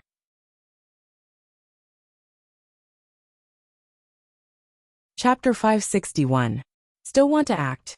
She wants to be an actress. The path of being an actress isn't easy. She's an actress. She'll be laughed at if she wants to be an actress.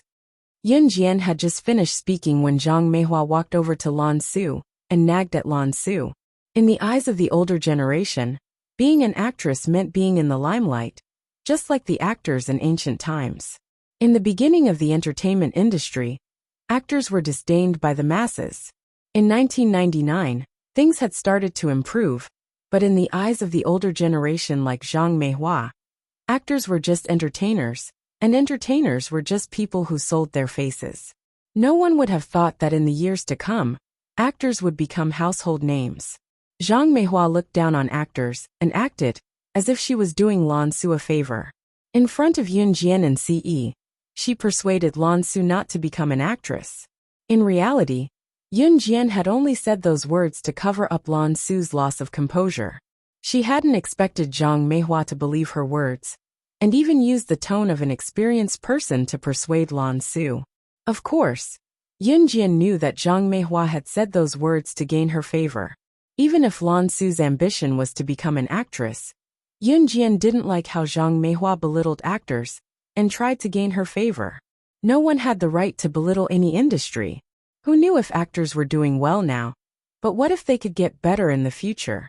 When TV drama actors first started to develop, they were disdained by everyone.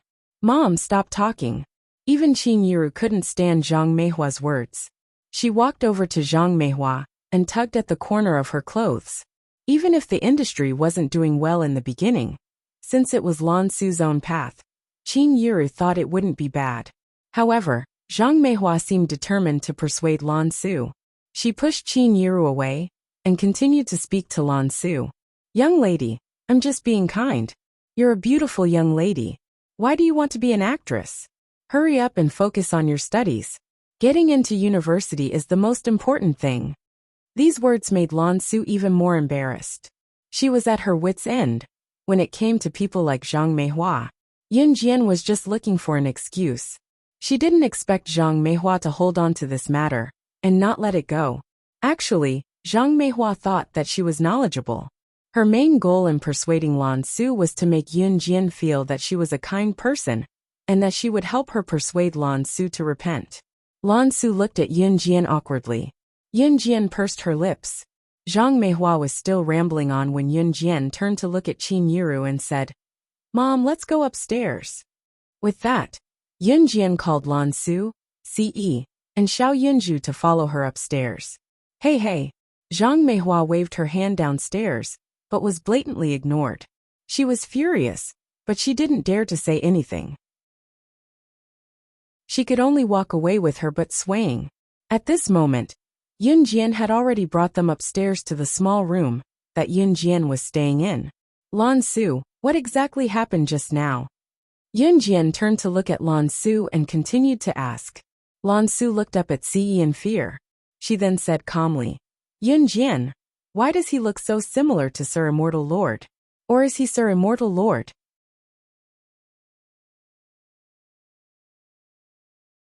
Chapter 562. After Lan Su finished talking about the Lord Divine Lord, Yun Jian raised her eyebrows slightly, but she didn't make a sound. Ce remained silent the entire time. Xiao Yunju was still holding a large pile of building blocks in his hands, and was happily setting them up. Xiao Yunju didn't even know what was going on. Lord Divine Lord. Yun Jian raised her eyebrows, but she didn't have any recollection of it. Lan Su said that she was the sorcerer goddess of the sorcerer tribe. Even if this was true, Yun Jian didn't remember this. And now, Lan Su said that Ce looked like the Lord Divine Lord. Moreover, Lan Su had followed her to the Lord Divine Lord's sacrificial ceremony in the Yulong mainland. Yun Jian didn't have any recollection of it at all. If Lan Su didn't mention it, she wouldn't even know that she was from the Yulong mainland. That was a few thousand years ago. But Lord Sorcerer Goddess, please believe me. Everything Lan Su said is true. Although I only saw the Lord Divine Lord's handsome face from afar, it's still fresh in my memory. Lan Su raised 3 fingers and swore to the heavens. Lan Su didn't mean anything else. She just wanted to confess that what she said was true. I believe you. Yun Jian stood up from the bed and looked at Lan Su with a determined gaze. Then, Yun Jian frowned slightly and turned to look at Ce. When Ce met Yun Jian's beautiful and probing gaze, his heart tightened. He even had the urge to bind Yun Jian under his wings. Do you want to know? His pleasant voice was like the summer fireworks. It was fleeting, but it still had a lingering magnetism. Seeing Ce turn to look at her, Yun Jian's heart skipped a beat. Then she immediately regained her senses. Actually, Yun Jian wanted to ask Ce. This should be a coincidence, right? Based on what Lan Su had said, the Lord God, who looked like Ce, must be from the deity continent, a continent that was many times more mysterious than the Yulong continent. More importantly, that Lord Divine Emperor was the most powerful person in the deity's continent. Yun Jian naturally wanted to ask, but she didn't know where to start. She gradually lowered her eyes. I am. However, at this moment, Ce's deep voice suddenly rang out. Hearing this, even Lan Su, who was standing to the side, stared at him with her eyes wide open in shock. He said he was. He was Lord Divine Lord. Yun Jian was also stunned. However, what shocked Yun Jian the most wasn't Ce's appearance on Earth. Rather, why did he tell me this? From what Lan Su had said, Yun Jian could tell that the Lord Divine Emperor of the Yulong continent had a very high status. Since Ce had never mentioned this, it was obvious that this was a secret that couldn't be told. However, he had actually told her. Why are you telling me this? Yun Jian asked. Her pink lips looked very appetizing. I won't hide anything from you. It was just a promise. Ce's handsome lips curved slightly as he spoke. However, this sentence made Yun Jian's heart beat faster. As soon as he finished speaking, Ce stretched out his slender arm. In the next second, he scooped Yun Jian up and pulled her towards him. Then, he turned around and pressed Yun Jian into a corner in front of Lan Su. Lan Su was so shocked by Ce's actions that she quickly covered her eyes. However, she was very curious and secretly peeked through the gaps between her fingers. When did her sorcerer goddess and Lord Divine Lord cough? Chapter 563. Xiao Yunju's innocent words made everyone present feel extremely awkward. Yun Jian's earlobes were even redder than before. She pushed Ce away shyly, and even pinched Ce's arm lightly. Ce immediately let go of Yun Jian's push. He looked at Xiao Yunju helplessly. Cough. As if trying to ease the awkwardness, Yun Jian coughed lightly. When she was done with the initial awkwardness, she asked Ce randomly, as if trying to adjust her emotions. Since you're the Lord deity that Lan Su mentioned, why did you come to this world? Yun Jian's words were purely to cover up Si Yi's sudden actions. Si Yi's eyes stared unblinkingly at Yun Jian. The gentleness in his deep black eyes was clearly visible. I don't remember everything that happened in the past. I was born here, the young master of an armaments family. Si Yi didn't hide anything from Yun Jian. He didn't even tell Adam and Emo's son, who were by his side.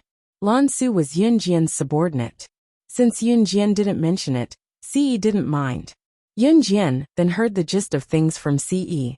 Si Yi only remembered that he was the Sir God of the deity's continent. He didn't forget anything else. What he remembered were only fragments. It was as if a movie was playing in his mind. He only had intermittent memories. He didn't remember everything. As for why he came here, he had already forgotten. However, he remembered that the entrance to the Yulong continent was the ancient tomb. That was why Si Yi told Yun Jian that he was going to the catacomb, and that it was a must. That was why Si Yi knew so much about the sandalwood box. When Yun Jian heard this from him, she immediately came to a realization. Lan Su, who was standing to the side, finally regained his senses from Si Yi's actions towards Yun Jian. Lan Su, who was standing behind Yun Jian, did not hear a single word Si Yi said. Don't look at Lan Su's usual attitude of keeping people 1,000 miles away. At this moment, Lan Su was actually thinking. She, the witch goddess, was enlightened. She was actually with a man. One had to know that when the sorcerer god was still alive, not a single man had appeared by her side. If the sorcerer god gave birth to a daughter, it could only be a girl. That girl could inherit the position of the sorcerer god. However, it was a pity that the witch goddess in her previous life did not even have a man by her side, let alone being in a relationship with a man. What Lan Su wanted to do the most right now was to tell the good news to everyone in the shaman tribe. Sister, I want a kiss. I want a hug. After Si Yi and Yun Jian finished talking, Xiao Yunju was very smart. He knew that it was time for him to interrupt, so he spoke up. At the same time, Xiao Yunju even stretched out his arms. He pouted and looked at Yun Jian adorably as he shouted. When Si Yi heard that Xiao Yunju wanted a kiss and hug from Yun Jian, his handsome face immediately darkened. Then, he pulled Xiao Yunju over discreetly and carried Xiao Yunju in his arms before Yun Jian could hug him. Big brother Si Yi.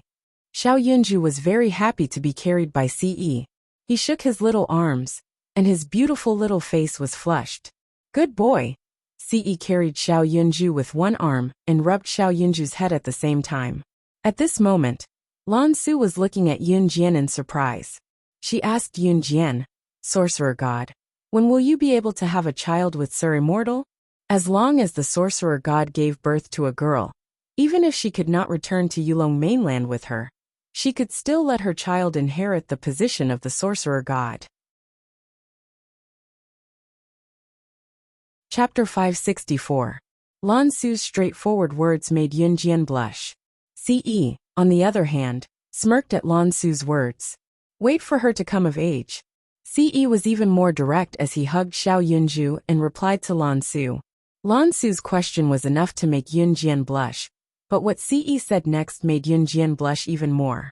What was worse was that Si Yi had been staring at her with his deep, dark eyes. His eagle-like gaze gave off an endless sense of conquest. That's great. Lan Su clapped her hands happily. Yun Jian was 16 now.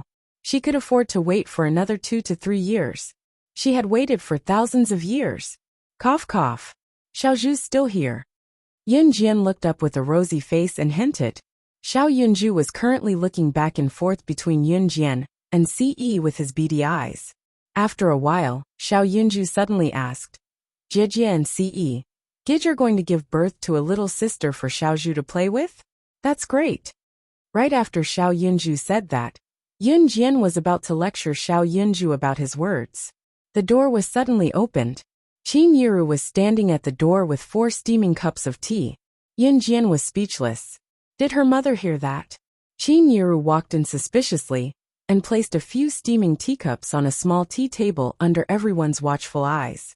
Susu, Xiao Zhu Yi Xiao Jian, these are freshly brewed tea leaves. Drink them while they're hot. Qin Yiru said. She probably did not hear it.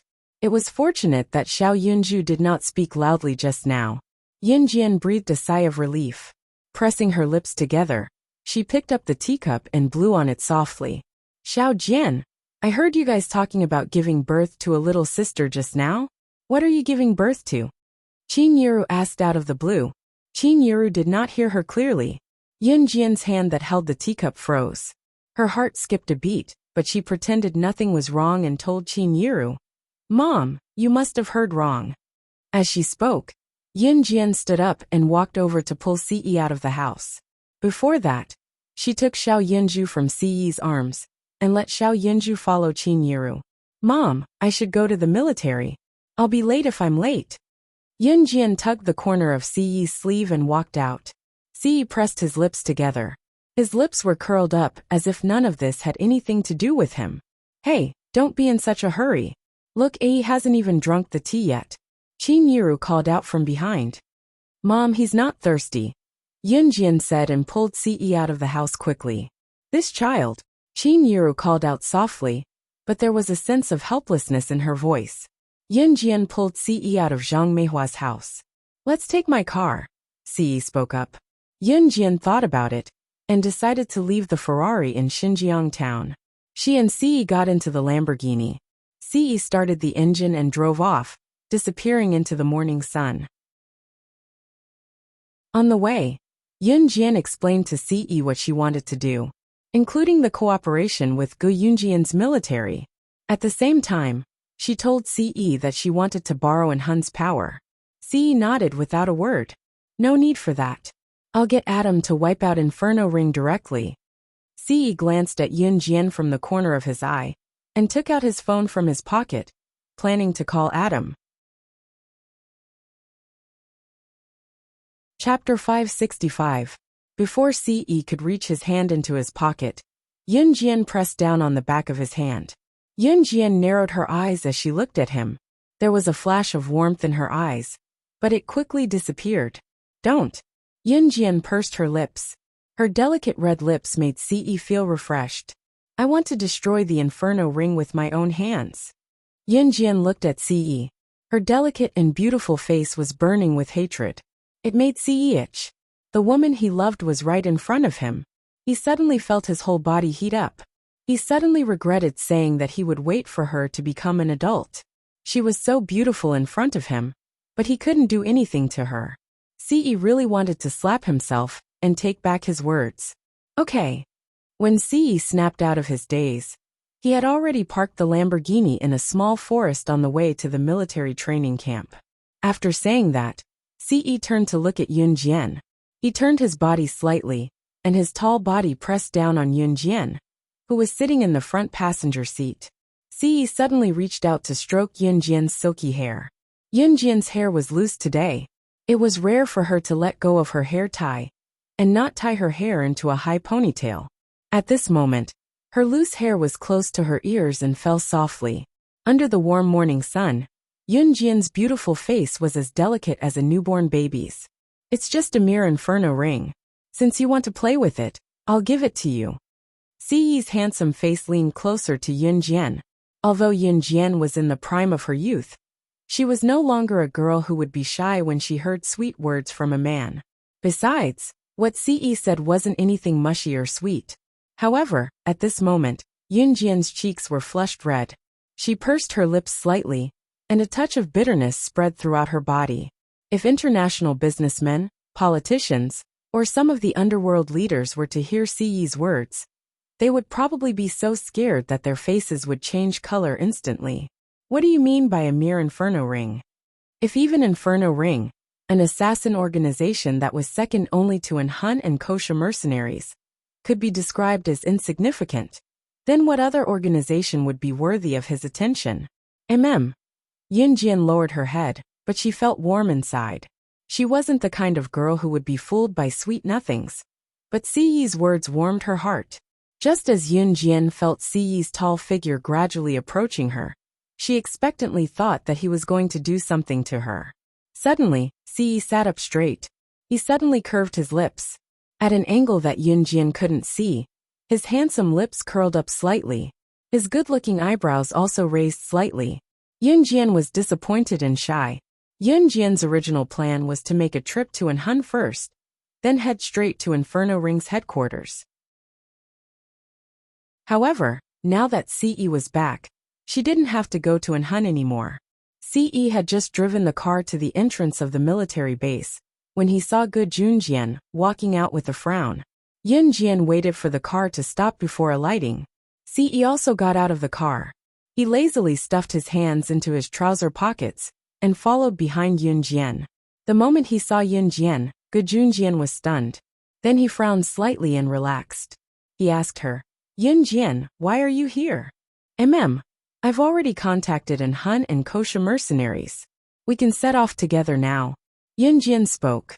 Then she saw Gu Yunjian's expression and asked, "Officer Gu, what happened?" Chapter 566. To the officers in the military, international assassin, and secret agent organizations were untrustworthy. The words that came out of their mouths were not convincing at all. Moreover, Gu Junjian was the only one who applied to the higher-ups. Of course, the higher-ups would not agree to it. Negotiate? Yun Jian raised her eyebrows and pursed her beautiful red lips. Yes, the main reason why the higher-ups didn't agree to my application is because they don't trust you. Yun Jian, you have to understand. After all, you're just an advanced special forces soldier. You're considered a newbie. The higher-ups have to consider the big picture.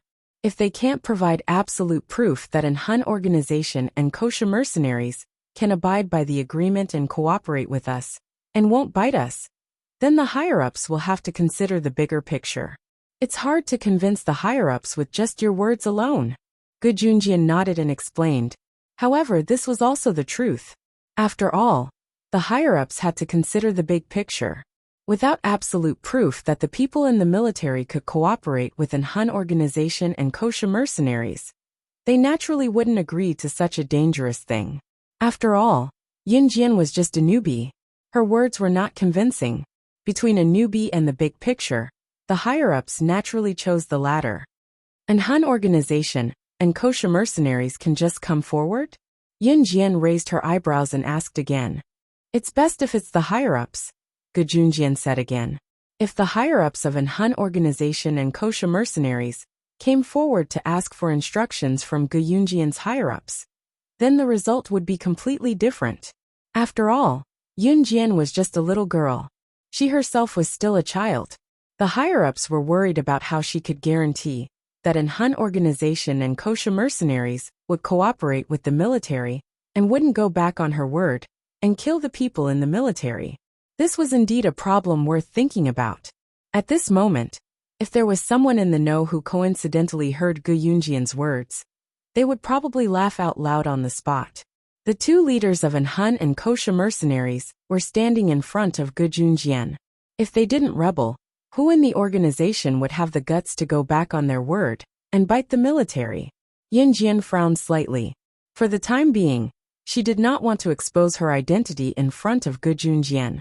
Furthermore, CE had said that he could help her destroy the Inferno Ring directly. Yun Jian really didn't want CE to help her with this matter.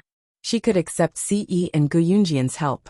After all, the Kosha mercenaries had yet to recover from the extermination of those old fogies.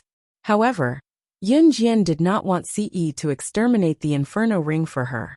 The Inferno Ring owed Xiao Yunju. She, Yun Jian, wanted to replace Xiao Yunju and take back the Inferno Ring bit by bit. How could she let those people from the Inferno Ring leave this world so easily? This was letting them off too easily. However, at this moment, she did not expect that Gu Yunjian's men would not be able to help her. Yun Jian knew that the Inferno Ring was not weak. Hence, even after borrowing the manpower from Anhun and her own Kosha mercenaries, she still felt that it was a little insufficient. However, she did not want CE to lend her more manpower. After all, Anhun also needed turnover. She knew that CE doted on her. But she did not want to become a woman who relied on men to grow up. However, she knew that there was someone behind her. He would always be standing behind her. Hence, Yun Jian dared to exterminate the Inferno Ring so boldly, under the circumstances that her own Kosha mercenaries had yet to recover. Let me settle this matter. At this moment, Siyi's mellow voice sounded. His tone was as if this matter was as easy as sesame seed dust to him. Chapter 567. Yun Jian did not want to expose her identity, and none of the kosher mercenaries were with her. Qingyu had gone home for the new year while Snake, Lizard and Tiger, Leopard were in the organization. It would take some time for Snake, Lizard and Tiger, Leopard to come over. Yun Jian could not afford to wait. Her original plan was to have Officer Bao's men and Snake, Lizard's men to guard F Province, and wait for the Inferno Ring to walk right into their trap. She would go straight to the Inferno Ring's headquarters and catch them off guard. Considering that Bai He and the rest held a high position in Inferno Ring, the organization would naturally pay attention to them. However, Gu Junjian said that the higher-ups did not allow the military to help. Unless the higher-ups from An Hun Group and kosher mercenaries came forward, Yun Jian would not be able to provide the manpower. Siyi said that he could do it. This made the astute Gu Junjian frown again. It was shocking enough that Yun Jian knew the people from An Hun Group and kosher mercenaries. Now Siyi said that he could solve this problem? Young man, you're skilled, but can you really get the higher-ups from An Hun Group and kosher mercenaries to come here? Gu Junjian doubted this point. It was not that Gu Junjian looked down on Siyi, but what he said was truly shocking. Gu Junjian only found out after sparring with Siyi that he, an old man who had been in the military for more than 10 years, could not even last one move against him. This matter put Gu Junjian in a difficult position for quite a while. Gu Junjian observed carefully and saw the slight frown on Yun Jian's face when she heard that he wanted to get the higher-ups from An Hun Group or kosher mercenaries to come for a discussion. He thought that Yun Jian could not get them. It wasn't that Gu Junjian doubted Yun Jian or Siyi, but the fact that Yun Jian knew someone from the An Hun organization and the kosher mercenaries was already shocking enough. As for the higher-ups, how could she come into contact with them? 20 minutes at most, Siyi said as he raised his wrist and looked down at the black watch on his wrist. What? Gu Junjian didn't understand and asked in a daze. The higher-ups of An Hun will be here in 20 minutes. Siyi glanced at his watch and took out his phone to send a message. Once the message was sent out, Adam and Emo-san, who had followed him to Longmen City, would rush here immediately. This, Gu Junjian was very surprised. You can take us to the leader's office first. We can talk face to face. Siyi turned his handsome face to Gu Junjian. Gu Junjian glanced at Yun Jian and finally nodded. Okay, come with me. The leader's office. As the largest military training camp in Jia province, this was no doubt where all the higher-ups of the military were stationed. Gu Junjian held a high position, but his jurisdiction was different from these leaders. These leaders were one rank higher than Gu Junjian and could be considered as the highest executive officers in Jia province. Gu Junjian was just one step away from being promoted. However, Gu Junjian's jurisdiction was different from theirs. It was difficult for Gu Junjian to be promoted. The leaders were still discussing Gu Junjian's request to mobilize the military to work with An Hun organization and the kosher mercenaries to annihilate Inferno Ring. That Gu Junjian must be possessed this time. He's been a military officer for so many years after all. How could he listen to a newbie this time? One of the leaders said angrily, I've heard of the newbie as well. She's called Yun Jian, right? I heard that she's been on 2 missions. She must be a confident young lady. She must have no idea how dangerous the world is, and how she could be deceived by assassin organizations like An Hun organization and the kosher mercenaries. Another leader sighed. What makes you think that I've been deceived? The door to the office opened as Yun Jian and Siyi followed Gu Junjian side by side. Yun Jian spouted arrogant words as soon as she entered. Even Gu Junjian did not dare to say such words that sounded disrespectful to his superior. Chapter 568. To be honest, Yun Jian was his subordinate. Gu Junjian's heart skipped a beat when he heard Yun Jian's reply after she entered the room. After all, even Gu Junjian himself did not dare to say such words. The few officers present were shocked when they heard Yun Jian's arrogant words. You're Yun Jian. The officers were not stupid, and one of them immediately asked. Yes, Yin Jian replied generously. Then, she crossed her arms in front of her chest and displayed her kingly aura. You said you weren't deceived? Young lady, you're young and I've read your information. You're Yin Jian, and you're just a child from an ordinary family. Let me ask you, how can you guarantee that powerful organizations like an Hun organization and kosher mercenaries will cooperate with our military and not bite us in the end? A tall and burly officer with a square face asked Yin Jian. This officer's surname was Lin, and he had a lot of influence in the military. The reason why Officer Lin spoke up was purely because he did not dare to take the risk. Who in the room did not want to destroy the Inferno Ring? The group of officers present were all executive officers of Zhe Province. In Zhe Province, they were at the top of the hierarchy. However, in Country Z, they were only one of the officers. The previous officer, Officer Yuan, was the officer of F Province and had the same status as Officer Lin and the others. However, if they could destroy the Inferno Ring, they would become famous internationally. Because with the power of an Hun organization and kosher mercenaries, they would not use such despicable means to destroy you. Yin Jian's following words hit the nail on the head. An Hun organization and kosher mercenaries, no matter which organization it was, were both world-class organizations. Both of these organizations possessed an existence that was comparable to the military power of a country. With such status, what reason would they have to use such underhanded means to destroy the military of Zhe Province? Officer Lin fell silent after hearing Yin Jian's words. He didn't say a word. He only looked at Yin Jian with a gentle gaze. No matter what Yin Jian said or did, he would do it even if she wanted him to suck the water dry in the sea or pluck all the planets and moons from the sky. If the higher-ups of an Hun organization or kosher mercenaries come forward to negotiate with us, we will agree to it, Officer Lin said after thinking for a while. That's what you said. At the door, two tall figures walked in again. They were Adam and Mo Senator Translator, WQL Editor.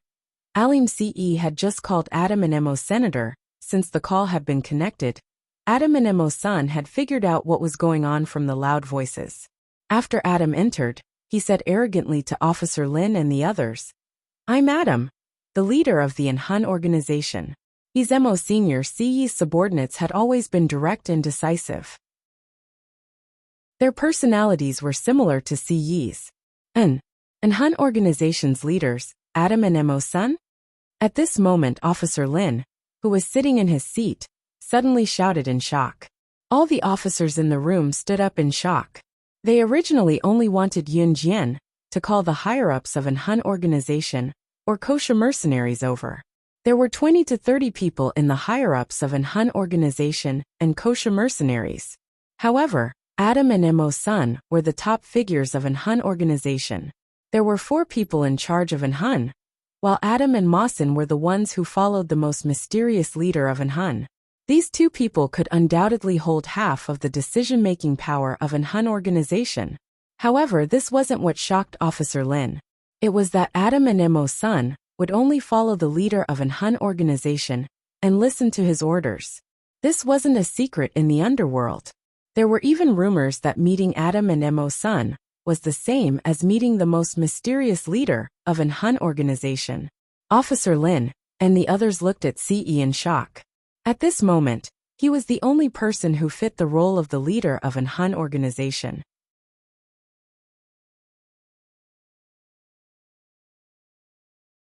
Chapter 569. In spite of it, Chief Lin and the rest quickly retracted their gazes. How could they be sure that a terrifying figure like an Hun's leader would show up here if Adam and Mo's son were the only ones here? It was rumored that an Hun's leader was even more mysterious than slaying God, who ranked first on the secret agent ranking. The man in front of them was at most 20 years old. To convince everyone present that CE was an Hun's leader, Adam and Mo's son had to admit it themselves. You too, are you really an Hun's leaders, Adam and Mo's son? Chief Lin and the rest had obviously ruled out the possibility that CE was an Hun's leader. From their point of view, it was hard to say if Adam and Mo's son were really an Hun's leaders. How could they prove that they were really an Hun's leaders? You don't believe me? Adam guffawed and took a step forward, glancing at CE from the corner of his eye. After receiving Siyi's gaze, Adam understood at once that he did not want him to acknowledge him. Adam then took out a phone from his pocket lazily. His mature and handsome face made Chief Lin and the rest's hearts skip a beat. Since you don't believe me, I'll prove it to you. Let's see if you believe me when I, and Hun's headquarters, fire a missile and blow up Longmen City's downtown. Adam did as he said and made a call. Adam and Emo-sun were men who followed Ce. They could tell from Ce's gaze what their young master wanted them to do. Adam was a hot-tempered man. He wanted to show them some proof when he heard Chief Lin's distrust. Hey! No. I believe you. I believe you. Who would make it sound so easy to fire a missile? Who else could it be other than Hun's leaders? Chief Lin was startled as he quickly stood up from his seat to greet them. Regardless of whether Adam was telling the truth, Chief Lin dared not take the risk. After all, the people living in Longmen City's downtown area were all civilians. Even if Adam was joking, Chief Lin dared not risk the safety of the civilians with something like this. As soon as Officer Lin spoke, the other officers also began to agree. After all, if Adam and Mawson weren't really from Hun, they wouldn't have acted so arrogantly. Well then, officers, let's have a pleasant cooperation. Yin Jian stepped forward with a smile. Her lips curled up slightly as she spoke in a relaxed manner. With Adam and Mawson's actions, Officer Lin and the others finally agreed after some contemplation. I finally know why Officer Good trusts you so much. Little girl, you win. Officer Lin finally let go of her hand. It had to be said that Yin Jian was very good at seizing opportunities. Officer Lin and his men had never seen a young girl like Yin Jian. Of course, there was another reason why he had agreed to Yin Jian's request. It was because of Ce. Their intuition told them that this man was not simple. Officer Lin had good eyesight. He had clearly seen the exchange of glances between Adam and Ce. But the military can't send a lot of men to you. At most, we'll send 10 groups of Advanced Special Forces members. This was the most Officer Lin could give. They needed manpower in the military as well. Each member of the Advanced Special Forces had the ability to fight against 10 people. 10 groups of Advanced Special Forces members meant that each group had at least 7 people, and at most 10 people. There were about 100 people in total. That's enough. Thank you. Yin Jian nodded with a squint and looked at Officer Lin and the others, continuing to brag. I'll let all of you know that trusting me is the best choice you've ever made. Once Inferno Ring was eliminated, Zhe Province's military would attract the world's attention. As for Officer Lin and the others, their blood was boiling. This young lady was crazy.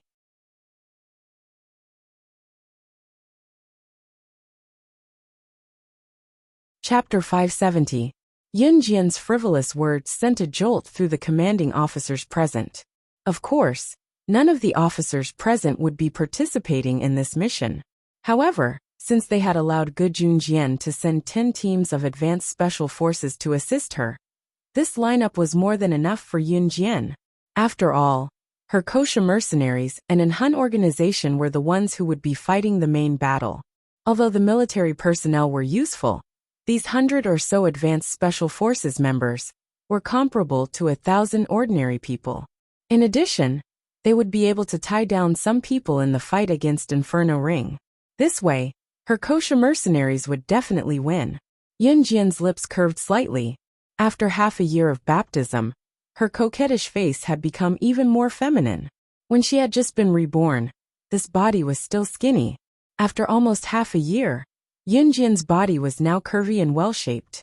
Especially when she breathed slightly, those proud breasts would contract under the thick clothes. This scene almost caused Ce to have a nosebleed.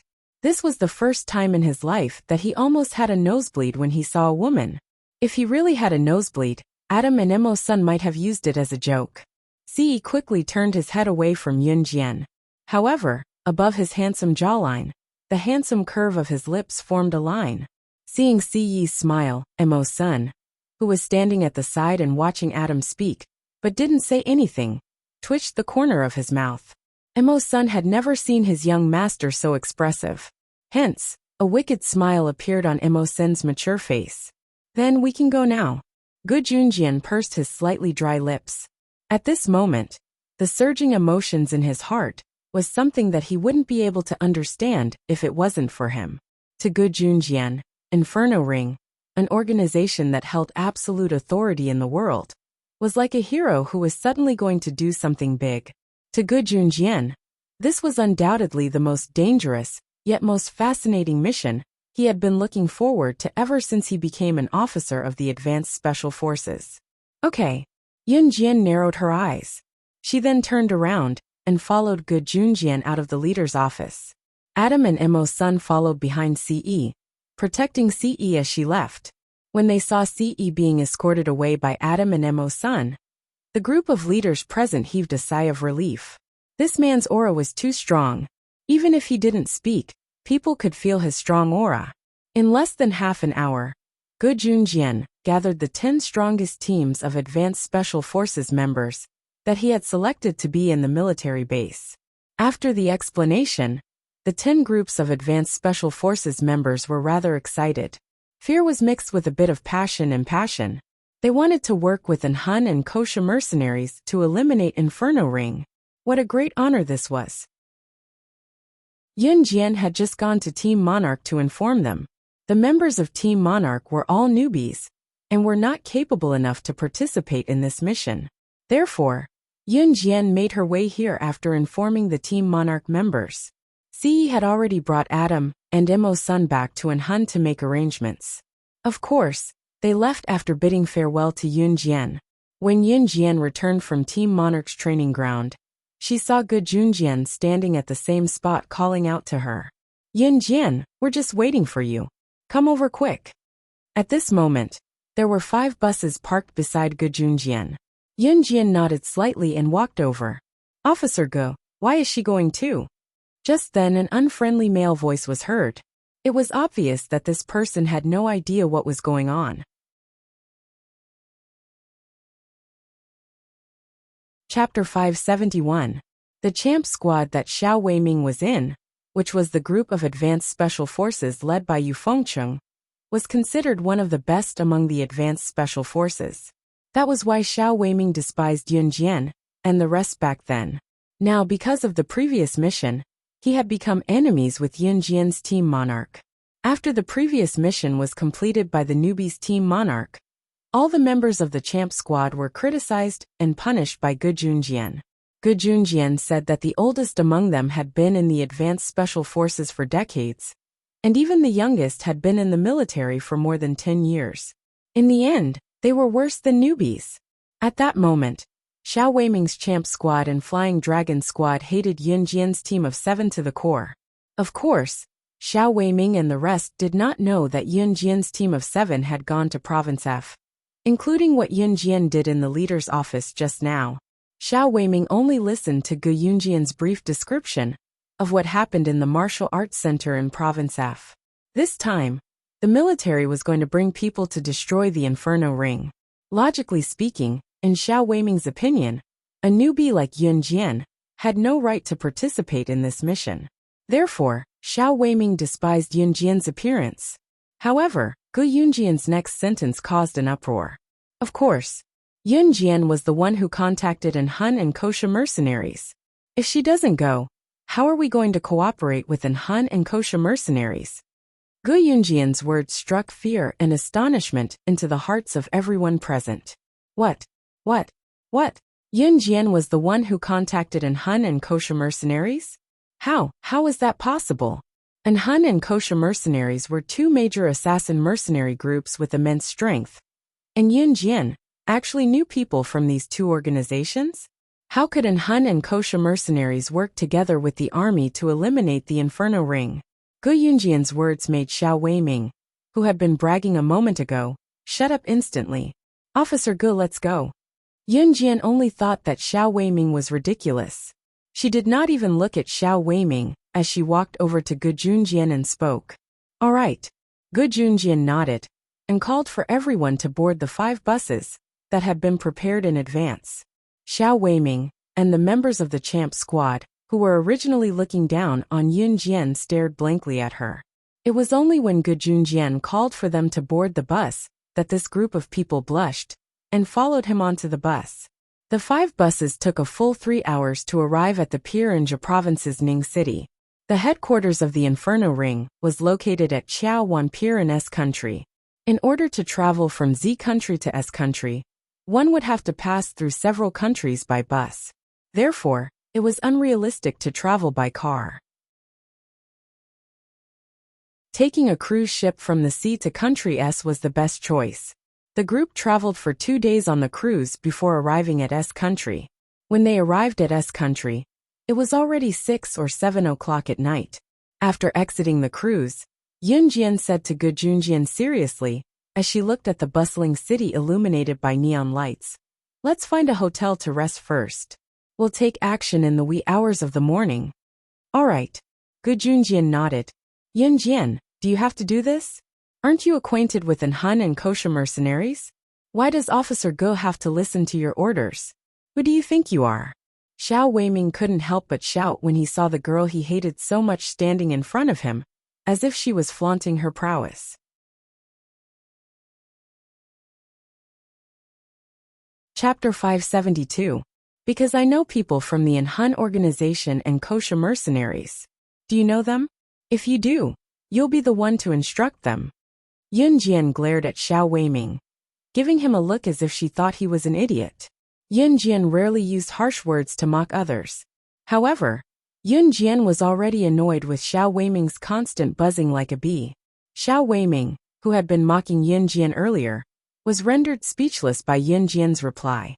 Although Yunjian was usually quiet, every word she said hit the nail on the head. Seeing that Xiao Weiming was suddenly intimidated by Yunjian, a person who was neither from Champ Squad nor Flying Dragons who stood beside Xiao Weiming chuckled and mocked him. "That's right. Haha. I didn't expect you to be so speechless by a little girl, even though you're usually so amazing." This person obviously did not have a good relationship with Xiao Weiming. "Humph." Xiao Weiming scoffed and walked away. Hee hee, little girl, I support you. You're amazing. I'm always annoyed with Xiao Weiming." The man who helped Yunjian rebuke Xiao Weiming smiled at Yunjian. This person was Zhang Dali, a member of one of the 10 Advanced Special Forces teams that came to Country S. Yunjian smiled faintly at him. Beep beep beep. Just then, the phone hidden in Yunjian's pocket vibrated twice. Yunjian reached out to answer the call. Gu Junjian and the rest did not know what Yunjian had heard. They only thought that Yunjian did not say anything. She narrowed her eyes slightly and smiled. She hung up the call after a while, and turned to look at Gu Junjian, pursing her red lips. "There's a change of plan. We're leaving now." Huh. The group of Advanced Special Forces members was at a loss. "Follow me," Yunjian said. By then, all the members of the Advanced Special Forces were fully armed. The battle with the Inferno Ring had begun early. They didn't wait for dawn to set off. Yunjian wasn't with the kosher mercenaries, and she wasn't with an Han either. Leading a group of Advanced Special Forces to the pier at the bend of the bridge, Yunjian explained as they walked, unafraid that the people from Country S could understand Chinese. The original plan was for an Han and kosher mercenaries to take the lead, but now it looks like we'll have to go first. The Advanced Special Forces were the vanguard. What kind of joke was this? As soon as Yunjian finished speaking, someone couldn't help but shout, "What? You want us to take the lead?" The Inferno Ring was an international assassin organization. The assassins and agents of the Inferno Ring are all powerful. Are we not going to wait for the Han and kosher mercenaries to charge in together? Yeah, what kind of joke is this? There are only 100 of us. So if we go first, wouldn't we just be throwing our lives away? Yunjian, you're too much. Do you really want to lead us to our deaths? I don't want to die because of you. Xiao Weiming seized the opportunity to scold Yunjian. Instantly, everyone started pointing fingers at Yunjian. Xiao Weiming's smile became even more obvious. Just as Gu Junjian was about to say something, Yunjian suddenly shouted, "All of you shut up!" Among the 100 Advanced Special Forces, Yunjian was the only female. Yunjian's shout made everyone's heart skip a beat, and they all shut their mouths instantly. This was her aura, her natural aura. However, the girl's next words were enough to shock everyone. "Throwing our lives away? What are you afraid of with me around?" No matter how powerful the Inferno ring is, I'd like to see if they have the ability to hurt you in front of me.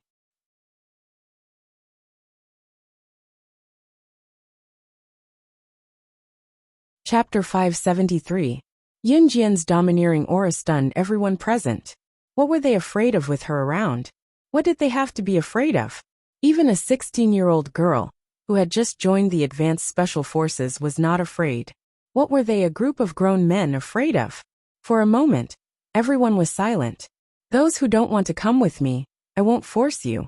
You can go back to your country now, be it on a cruise or a plane. I'll pay for the round-trip tickets. Yin Jian was already 1.6 meters tall, but standing in front of this group of Advanced Special Forces soldiers, who were all 1.75 meters tall, she looked petite. However, she looked at the crowd.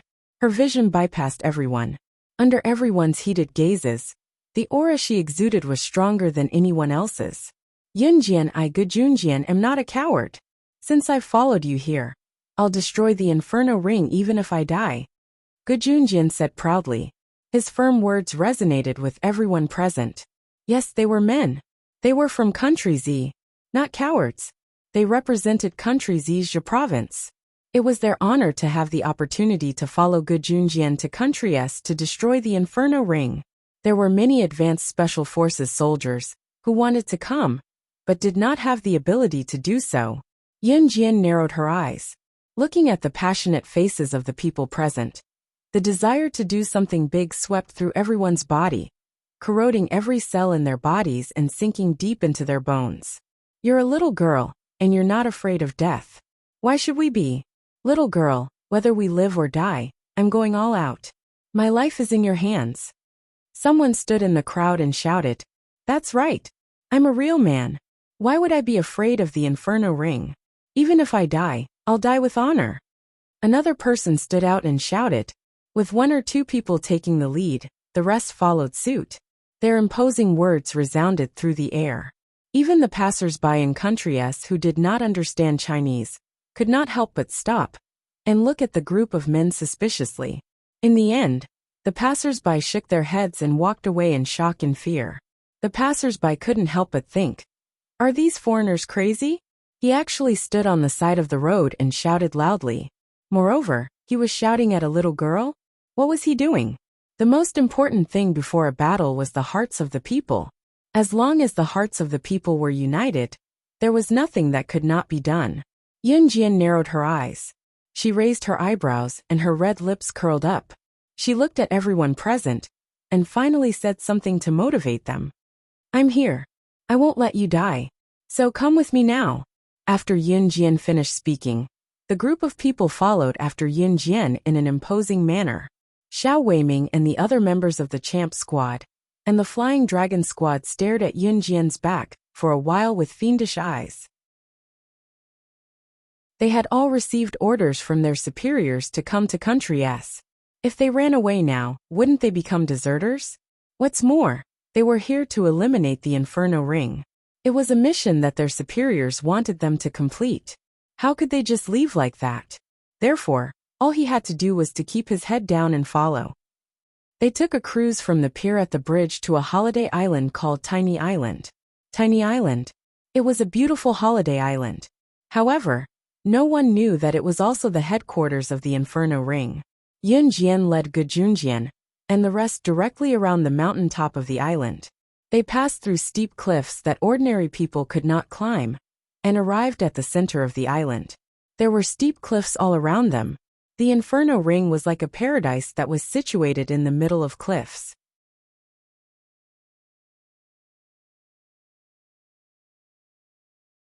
Chapter 574. It was surrounded by steep cliffs. From the top, it looked like a canyon with a bottomless abyss. But from the bottom of the mountain on Tiny Island, it was overgrown with trees. Even if one were to look up from the surroundings of Taipei Island, one would not be able to see anything special about it. But Tiny Island was a very strange island. No one would have thought that there was a giant pit in the middle of this mountain that looked no different from other mountains. The headquarters of the Inferno ring wasn't here before. But one time, a helicopter from the Inferno ring happened to pass by the airspace of this small mountain range and discovered this place. The giant pit was overgrown with trees. Because the sun shone directly through the cliffs, the trees here grew especially well. And because Tiny Island was by the sea, but there was a lot of fresh water on Tiny Island, the Inferno Ring moved their headquarters here. As the saying goes, the most dangerous place is the safest place. The Inferno Ring must have thought so too. Is the headquarters of the Inferno Ring really in this godforsaken place? A large group of people climbed up from the bottom of the mountain with climbing tools, and finally landed in this giant pit surrounded by cliffs. This place was overgrown with trees. It was indeed a good place to hide. But at this moment, other than the occasional sound of insects, there was no other sound. Yunjian nodded. Then she put away her climbing tools and took the lead to walk forward. Yunjian, keep your voice down. This is the headquarters of the Inferno Ring. If you walk so loudly, the people of the Inferno Ring will hear you. You may want to die, but I don't. Seeing Yunjian strutting forward without hiding her tracks, Xiao Weiming couldn't help but shout. His words were filled with the fear of death. Yunjian ignored him. Good Junjian thought that Yunjian had her reasons for doing so. Even though this tiny island wasn't big, this huge pit that was surrounded by cliffs and had no blind spots was still quite large when walking on foot. We're almost there. Yunjian pressed her lips together and stroked the Browning pistol strapped to her waist before stroking the butterfly knife that was hidden in her belt as well. She walked forward confidently. She had picked out the Browning in the army before she left. Other than the butterfly knife, the weapon he was most used to using in his previous life was the American-made Browning pistol. Not long after Yunjian spoke, everyone saw a large base appear in the cover of the large forest in front of them. This base was very similar to the houses they usually saw, but it was dozens of times bigger than the houses they usually saw. Yunjian knew that in this base, everything was set up and mixed together. For example, the training ground for assassins, or the meeting room for the higher-ups of the Inferno Ring. Not only did Yunjian know all this, she even knew that the meeting room of the Inferno Ring's upper echelons was located through the side door in the south. When she gestured with her hand, the ASF soldiers immediately understood that she was going to barge in through the south door.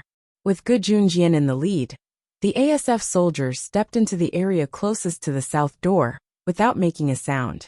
Each of them held a gun with both hands, and leaned against the wall of the base, waiting for Gu Junjian's orders. This was how the ASF soldiers usually did things. Just then, Yunjian came straight to the south door in a high-profile manner. She kicked the door open amidst everyone's cries of surprise, and F***CK. Simple and brutal. F***CK. What was Yunjian trying to do? Everyone present could not help but gasp. How could she do that? If the Inferno Ring's people were alerted, wouldn't they all be dead? Just then, everyone saw Yunjian standing at the south door. She stood there proudly and shouted arrogantly, "Job, get your ass out here with your Inferno Ring members."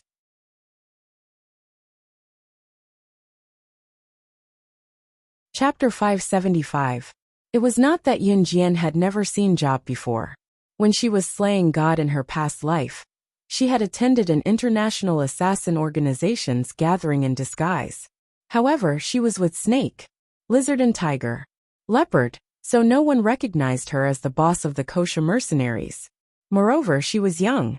Even if she had not been reborn, she was only 1 year older than her current body. She would be 17 years old after the new year. A 17-year-old slaying God, who ranked first on the international secret agent ranking? Even if she attended the gathering, no one would think of her as slaying God. In fact, Yunjian was only 16 years old in her past life. Perhaps to many people she was still a child. However, she had been in the secret agent circle for 11 years. Her achievements were not more outstanding than others, nor were they more heaven-defying than others. She was afraid of death, so she wanted others to die first. However, this was not what the advanced special forces were concerned about. They did not know any of this. All they knew was that Yunjian had lost her mind at that moment. The Inferno Ring was an assassin organization. They were here to launch a sneak attack and annihilate the organization. Although they did not discuss this beforehand, everyone knew that they were here secretly. Of course, they would have to sneak in. But what about Yun Jian? She even dared to kick open the door of the Inferno Ring? Was this a declaration of war? Yun Jian, come back. Since their whereabouts had been exposed, they were no longer afraid. Instead, they watched as Yun Jian stood at the south gate and kicked open the door. What if the people from the Inferno Ring suddenly fired at her without warning? Gu Junjian shouted out of concern. This was the Inferno Ring, an assassin organization that everyone feared. Yun Jian would die if she did this. Bang, bang, bang. Just as Gu Junjian finished shouting, the sound of machine gun fire came from the south gate. The continuous stream of bullets were fired from the south gate. Their target was Yun Jian, who was standing outside the gate. No! Come back, Yun Jian! Gu Junjian was scared to death. He quickly rushed to Yun Jian. He had to save Yun Jian even if he had to die. She's courting death. She doesn't want to live anymore. And now she wants to kill our officer Gu. Xiao Weiming roared at this time. Even at this time, he couldn't help slandering Yun Jian. The members of the Advanced Special Forces gripped their guns tightly and were about to approach Yun Jian. However, just as Gu Junjian took 2 steps toward Yun Jian, before Gu Junjian arrived at the south gate where Yun Jian was, he saw Yun Jian curl her lips. In the next second, the Advanced Special Forces soldiers witnessed a terrifying scene. Yun Jian's body moved slightly to the side, and then her whole body fell to the side and rolled on the ground. He had actually dodged the barrage of machine guns. However, this was not the only thing that frightened everyone. The moment Yun Jian rolled, she pulled out a butterfly knife and a Browning pistol from her waist. She held the butterfly knife with the tip of the knife facing downwards in her left hand and the pistol in her right hand. After she got up from the roll, she rushed toward the south gate like the wind. All they heard was Yun Jian's crisp command, "Go!" Just hearing Yun Jian's simple command, everyone was instantly pumped up. Plus, Yun Jian's actions just now. It would take more than 10 years of practice for someone to be able to move so quickly. She actually dodged the machine gun's barrage. Oh my God! Someone exclaimed. By the time everyone reacted, Yun Jian had already disappeared from the south gate. The base was huge. Seeing that Yun Jian had already rushed in, gunshots were heard from the house.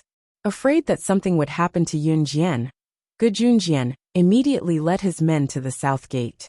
Just as they stood at the south gate and could see what was happening inside the base, a group of people suddenly appeared. What they saw was a large group of people lying in a pool of blood. The back of their hands was printed with the Inferno Ring's unique symbol, a golden rose. Chapter 576.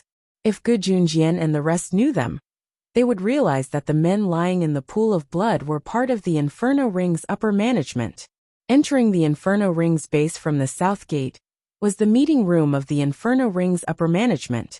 When Slaying got attacked, the Inferno Ring's upper management did not even have time to react before they were killed instantly. As for the series of machine guns that were fired after Yun Jian kicked open the south gate, they were fired by the Inferno Ring's upper management who were on guard here. Unfortunately, they would never have imagined that they would die in the hands of a teenage girl. It was fortunate that Gu Junjian and the rest did not follow them immediately. Otherwise, they would have witnessed an even more shocking scene. Yun Jian was holding a butterfly knife in one hand and a pistol in the other. Her series of killing moves were executed in one go. She loaded the gun with bullets in one hand and continued to kill without any hindrance with the butterfly knife in the other. She was using both hands at the same time. Who else in this world could kill everyone in a matter of seconds like Slaying God? At that moment, Yun Jian was already running up the stairs of the Inferno Ring's base and was heading toward the 3rd floor of the large base. Her light footsteps did not make any sound as she stepped on the stairs. Gu Junjian was smart enough to recover from his shock. He then waved his hand, signaling the Advanced Special Forces behind him to follow him. Let's go! Gu Junjian turned back and mouthed silently. Seeing that, the rest nodded and followed him. Entering the meeting room, they were greeted by a spiral staircase made of metal. Looking up from the bottom, they could see Yunjian's nimble body jumping back and forth. She soon reached the stairs to the 3rd floor. Someone's here. Kill trespassers. By then, many members of the Inferno Ring had already noticed Yunjian, who was on the stairs to the 3rd floor. The group of foreigners started yelling. They immediately raised their machine guns and fired wildly at Yunjian. Yunjian was shielded by a large pillar, so the Inferno Ring members did not notice them. This base was separated by another room, so the soundproofing was quite good. Just now in the meeting room, Yunjian had ordered the Inferno Ring's upper echelons to be killed. However, in the Inferno Ring's base, no one had noticed that the upper echelons of the Inferno Ring were already dead. Let's go too. Yunjian wiped the tip of his nose with his hand. He gritted his teeth and was the first to rush out with his gun. Yunjian and the other ASF soldiers were also wearing bulletproof vests. In other words, as long as they weren't shot in the organs or head from close range, they wouldn't die. At most, he would only suffer some minor injuries. The bulletproof effect of this bulletproof vest was quite good. Of course, no matter how good his bulletproof vest was, he couldn't be shot at close range by a gun. This was because once he was shot by a gun at close range, no matter how good his bulletproof vest was, it would not be able to withstand the attack of the bullet. Just as Yunjian and the others rushed out, the north gate of the Inferno Ring's base was also kicked open. The people who entered were all armed with machine guns. After entering, they fired wildly at the base of the Inferno Ring. Yunjian's eyes were sharp. He immediately recognized them. These people were most likely from the Hun organization or the Kosha mercenaries. These people who came in from the north gate did not have any skull markings on them. It was obvious that they were from the Hun organization. When an Hun organization attacked, Yunjian and the others immediately found a place to hide. At the same time, they hid in the dark and helped an Hun organization to shoot at the Inferno Ring.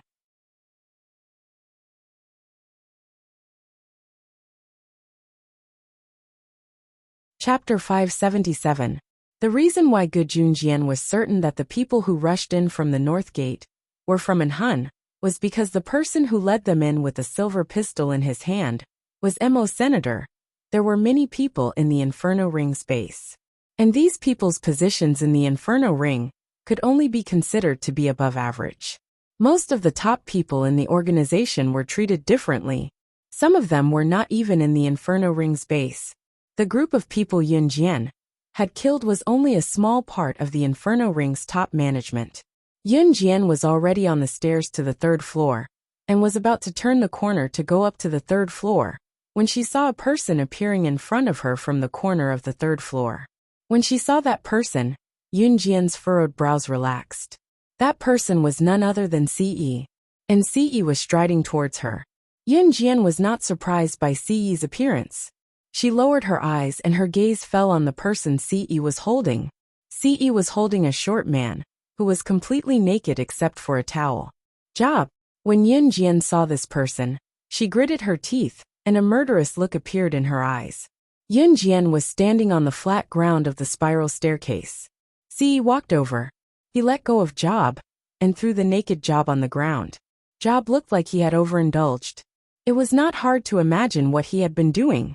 Below the Inferno Ring's base, all of them had been killed, with the help of an Hun and Yunjian's army. In just a few minutes, Job was the only one left alive from the Inferno Ring. Apart from Job, there was probably another one. No. I beg you. Don't kill me. Don't kill me. Sob, sob, sob.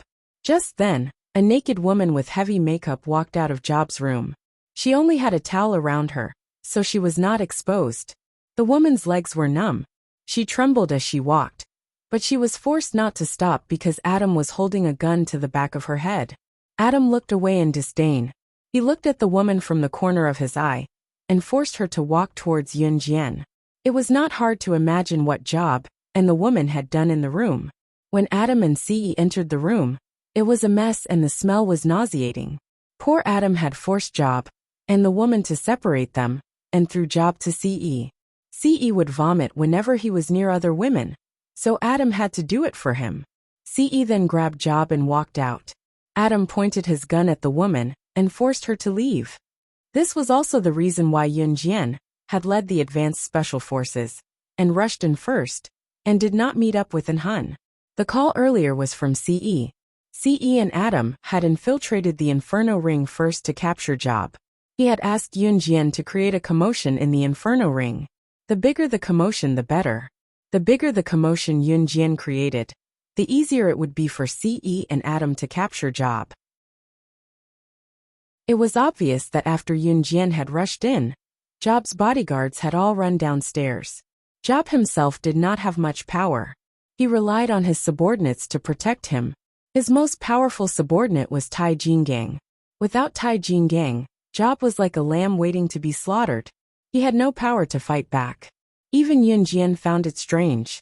How could someone like Job become the leader of the Inferno Ring? Yun Jian had not been able to do anything to the Inferno Ring, not because Job, the leader of the Inferno Ring, was powerful. On the contrary, Job was the weakest person in the world. The real power was the power that the Inferno Ring had accumulated over the years. At the same time, the Kosha mercenaries had been sent by Snake Lizard to eliminate the Inferno Ring.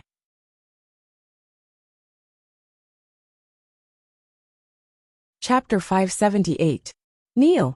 Adam roared as he pressed the muzzle of the gun against the woman's head again. Ah! No, no, no, don't kill me! The woman was so scared that she knelt in front of Yun Jian and CE without any dignity. At this moment, Gujun Jian and the rest had already walked out from the shadows. After exchanging orders with Masen, they stood downstairs and watched everything that was happening on the third floor. They saw Yun Jian walking step by step towards Job, who was so scared that he was curled up on the ground. Raise your eyes and look at me, Yun Jian hissed. As she spoke, she took out a blade and stabbed it into Job's thigh without another word. Chi! The crisp sound of the blade piercing flesh made Job, who was sitting on the ground trembling, howl. Awoo! Yun Jian laughed in disdain. She put away the gun and grabbed the butterfly knife in her hand. She then walked towards Job, and in a flash, she was right in front of him. At the same time, the butterfly knife in Yun Jian's hand was pressed against Job's neck. Awoo! Who are you? Who are you? Does my Inferno Ring have a grudge against you? How dare you treat me like this? Job's short body was curled up as he held his thigh tightly and rolled around on the ground. Grudge! Yun Jian laughed as she stabbed Job's thigh with the butterfly knife. Then she placed the blade that was stained with Job's blood on his neck with a strange smile. What grudge? Hee. Today I will slowly pull out your tendons, peel off your skin and cut off your head. I will let you see with your own eyes how you die in my hands little by little. Yun Jian patted Job's face with the bloody butterfly knife. After speaking, Yun Jian stabbed Job's thigh again. Today she would take revenge for Xiaozhu. She would let Job have a taste of how Xiaozhu died in her previous life. Yun Jian was never a weak person. Owa! Job howled again. At this moment, Job's forehead was covered in sweat as he howled. Why? Why? Did I, Job, offend you? Little girl, what did I do to offend you? I beg you spare me. You can take the Inferno Ring, you can take it. It's not mine anyway. It wasn't mine in the first place. If you want the Inferno Ring, then take it. Yun Jian's cruel methods made Gujun Jian and the others who were standing below feel their hair stand on end.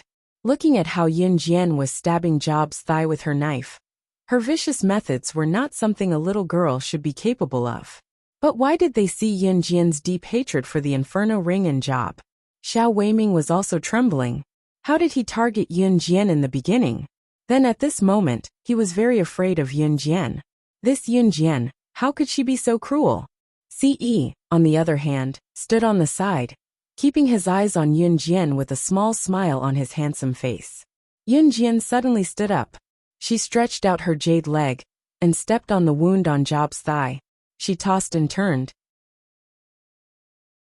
This action of rubbing salt on the wound almost made Job faint. In the end, he was awakened by Yun Jian's kick. Yun Jian looked at Job with an eerie smile. It's true that you've offended me.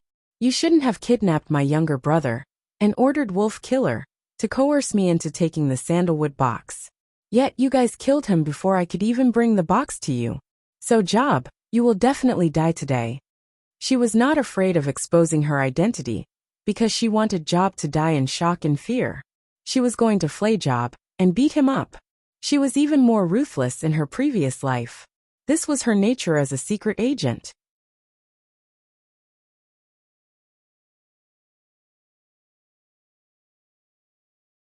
Chapter 579. She was slaying God. Hearing Yin Jian and Job's conversation out of the blue, everyone broke out in cold sweat. Slaying God? Who else was there? Slaying God, who could make Inferno Ring's leader look so terrified? Other than the top secret agent in the International Secret Agent chart. Who else could it be? Moreover, Yin Jian had said the same thing just now. Was slaying God not the one who stole the sandalwood box back then? In spite of it, how could Yin Jian be slaying God? Slaying God? What? How's that possible? Oh my God, Yin Jian is slaying God. Is this a joke? How can this be? Xiao Weiming cried out, holding his head. The shock on his face could only be described as horror and bewilderment. How could it be slaying God? The top secret agent in the International Secret Agent chart. Slaying God? How could it be her? The person who was most surprised was not Xiao Weiming, Yu Fengcheng, and the other members of Champ Squad and Flying Dragons, but Gu Junjian, who stood at the bottom of the building. Other than Gu Junjian, Ce, Adam, and Mo Sun, no one knew about Yin Jian's background. Was she Qin Yiru's daughter? Gu Junjian had heard a lot of stories about Qin Yiru during his time with Qin Yiru. He had also heard a lot about Yin Jian's past and current changes from Qin Yiru. For example, before the third year of junior high school, Yin Jian's academic results were terrible, even at the bottom of the school. Somehow, from then on, Xiao Jian's personality and inexplicable skills had changed so drastically that it was astounding. Qin Yiru had suspected it as well. However, Xiao Jian was still the same. Moreover, Qin Yiru felt that Yin Jian's subsequent changes were all due to her weakness and incompetence, so Qin Yiru let it go. What shocked Gu Junjian the most was that if Yin Jian was slaying God, how could she be Qin Yiru's child who had been raised at home for more than a decade? Of course, Gu Junjian didn't point it out. After all, there were so many people standing around. Gu Junjian only frowned slightly, but he did not say a word, nor did he say a word. Other than Ce, even Adam, Mo Sun, and the members of Anhun that Mo Sun had brought with him were in an uproar. Slaying God, slaying. No. It wasn't me. I didn't kill your brother. No. As soon as Job finished speaking, his small body tried to crawl to the side. His eyes were filled with fear. It's not you. Who could it be? Ha. Yin Jian stepped on Job's wound and moved with him. After 2 steps, she suddenly spoke and lifted her leg at the same time to stomp on Job's wound. You must die. I'll make you wish you were dead. Mo Sr., just as Yin Jian said that, Ce looked up from Yin Jian and looked down at Mo Sun, who was standing downstairs. Mo Sun got the hint and walked out of Inferno Ring's base. It was then that Gu Junjian realized what was going on. Adam and Mo Sun were from an Hun group, but why were they standing beside Ce, waiting for his orders? Adam and Mo Sun were the leaders of the Anhun organization. It was rumored that the 4 leaders of Anhun were Adam, Mo Sun, Shuang, and Lin Wei. The 4 of them had divided their work. Lin Wei was in charge of Anhun's training of secret agents and assassins. Shuang represented Anhun at various events. Adam and Mo Sun followed Anhun's leader. Wherever they were, Anhun's leader would be there. Chapter 580. Could he be the leader of the Anhun organization? The leader of the world's top assassin organization, that was scarier than the kosher mercenaries? Rumors had it that no one had heard of the leader of the world's top assassin organization, Anhun. He did not have a code name. The world only knew that he was mysterious, even more so than the kosher mercenaries' boss, slaying God. An existence that was even more mysterious than slaying God. If the police saw him, they would have to give way to him as long as the Anhun organization did not invade their country's territory, let alone the Inferno Ring. Gu Junjian remembered that when he was first promoted to the Advanced Special Forces, he was told that there were 2 forces in the world that should not be trifled with. One was the Anhun organization, and the other was the kosher mercenaries. Today he was suddenly told that the leaders of these two organizations were his most prized subordinate, and the young man whom he treated as his subordinate's man. How could he, Gu Junjian, not be frightened? How could he not be surprised? Fortunately, although the Hun organization and the Kosha mercenaries were assassin organizations and mercenary groups, they had never attacked Country Z. Therefore, they maintained a non-interference relationship with Country Z. This meant that even if the other countries and regions were at odds with the Hun organization and the Kosha mercenaries, the people in his army would not have to go against the two organizations. It was also because of this that the Zhe province's military officers dared to let Gu Junjian work with the Hun organization and the Kosha mercenaries. Otherwise, wouldn't it be scary to work with two major assassin mercenary groups? Gu Junjian gradually calmed down. He had a lot of questions that he wanted to ask Yunjian alone, but it was not suitable for such an occasion. Just then, Emo's son walked in from the entrance of the base with a stove. Everyone looked over and saw that the stove in Emo-sen's hand was filled with charcoal that had just been burned from wood. It was obvious that the charcoal was taken from the kitchen of the Inferno Ring's base. Emo-san even brought a coal clamp with him. Everyone was suspicious. What was he going to do with it? "Young master, this is all I found," Emo-san said as he carried the stove to the third floor. Everyone present was a little confused. What was he going to do? When Emo-san placed the stove in front of Ce turned and glared at Job with his razor-sharp eyes. However, he said to Yunjian, "If you want to skin him, this is just enough." What Ce said struck fear into everyone's heart. If Yunjian's stabbing Job, then Ce's words were like a demon king from the 18th level of hell. Fear and panic. Xiao Weiming was squatting on Xiao. No one knew how shocked Xiao Weiming was at this moment. He had almost pawned the fear of his entire life on this. Yunjian lifted her foot abruptly, merely glancing at Job. "This is just enough to skin him." Yunjian chuckled and walked over. She used the coal clamp to pick up the glowing charcoal. No, it wasn't me who killed your brother. Slaying God. It wasn't me. It wasn't me who ordered it. Don't kill me, don't kill me. I'll tell you a secret. As long as you don't kill me, I'll tell you a secret. It's about the sandalwood box. It's about the sandalwood box. It's something from another world. Don't kill me, I'll tell you everything.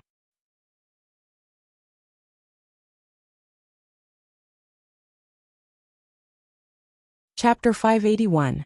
The sandalwood box was an item from another world. Yunjian and Ce naturally knew this. At the same time, Yunjian and Ce also knew that the sandalwood box was an item from the Yulong continent. Yunjian and Ce knew far more about the sandalwood box and the Yulong continent than Job, because Lan Su was from the Yulong continent. However, when she suddenly heard about the sandalwood box from Job, the leader of the Inferno Ring, Yunjian's heart jolted. She was not surprised about the sandalwood box's origins, nor was she frightened by Job. But how did Job know that the sandalwood box was an item from another world?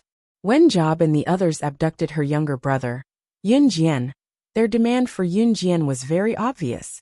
She had to obtain the sandalwood box within 3 days and hand it over at the exchange location. Otherwise, her younger brother would die without a doubt. That was why Yunjian risked her life to snatch the sandalwood box and head to the exchange location. If Yunjian did not know why Qiao Mu and the others wanted her to steal the sandalwood box before, then Yunjian now had her suspicions. After all, the sandalwood box came from the Yulong continent, and the sandalwood box itself possessed supreme divine power. Now that she heard Job's words, Yunjian suddenly connected the dots between the Inferno Ring's demand for her to steal the sandalwood box in her previous life and Job's words right now. Yunjian could also tell from Job's expression that he was not lying. He really did not order Wulsha to kill her younger brother? Speak. Yunjian stopped what she was doing abruptly and tossed the coal clamp back into the furnace before scolding Job. The group of people below had already frowned upon hearing this. What was a sandalwood box? What was that? Also, this sandalwood box that Job was talking about came from another world? Could it be that there was another world other than Earth? What a joke! This was no longer the feudal society of ancient times. How could another world appear? Job thought that Yunjian was interested. He clutched his numb thigh and tried his best to sit up straight. I'll tell you. Let me go, and I'll tell you. That was Job's goal. At this moment, Job didn't care about anything other than surviving. He was about to be forced to his death, so how could he care so much? He still had a lot of beautiful women to play with, and a lot of money to spend. How could he die? Just now, he was having fun with the woman who was being held at gunpoint by Adam. As a result, they were forcefully separated by Adam, who barged in. TSK, that feeling was really. He was still unable to satisfy it. Speak. Yunjian narrowed her eyes and looked at Job viciously. She had never been a soft-hearted person. Don't forget who she is. Slaying God was the top secret agent in the international secret agent ranking. She was never one to keep her promises. Bang! At this moment, CE raised an exquisite silver pistol and fired another shot at Job's thigh. The shot was unforgettable, and everyone who heard it was sweating profusely. Other than Yunjian, CE was the only one who could act like nothing had happened after firing a shot. You don't have the right to state your conditions. Die, CE said calmly. His deep eyes flashed, and the gun in his hand was pointed at Job's heart. Adam, who was standing behind CE, was innocent. His young master had snatched his pistol without saying anything. You're tuning in to the Li Mei's Sword of Destiny YouTube channel. We're so grateful for your support. And don't forget to subscribe to join us on this incredible journey through captivating stories. Your generosity through donations truly makes a world of difference, as it's the primary source of revenue that allows me to expand and enhance this channel for you. Thank you from the bottom of my heart for being a part of this adventure.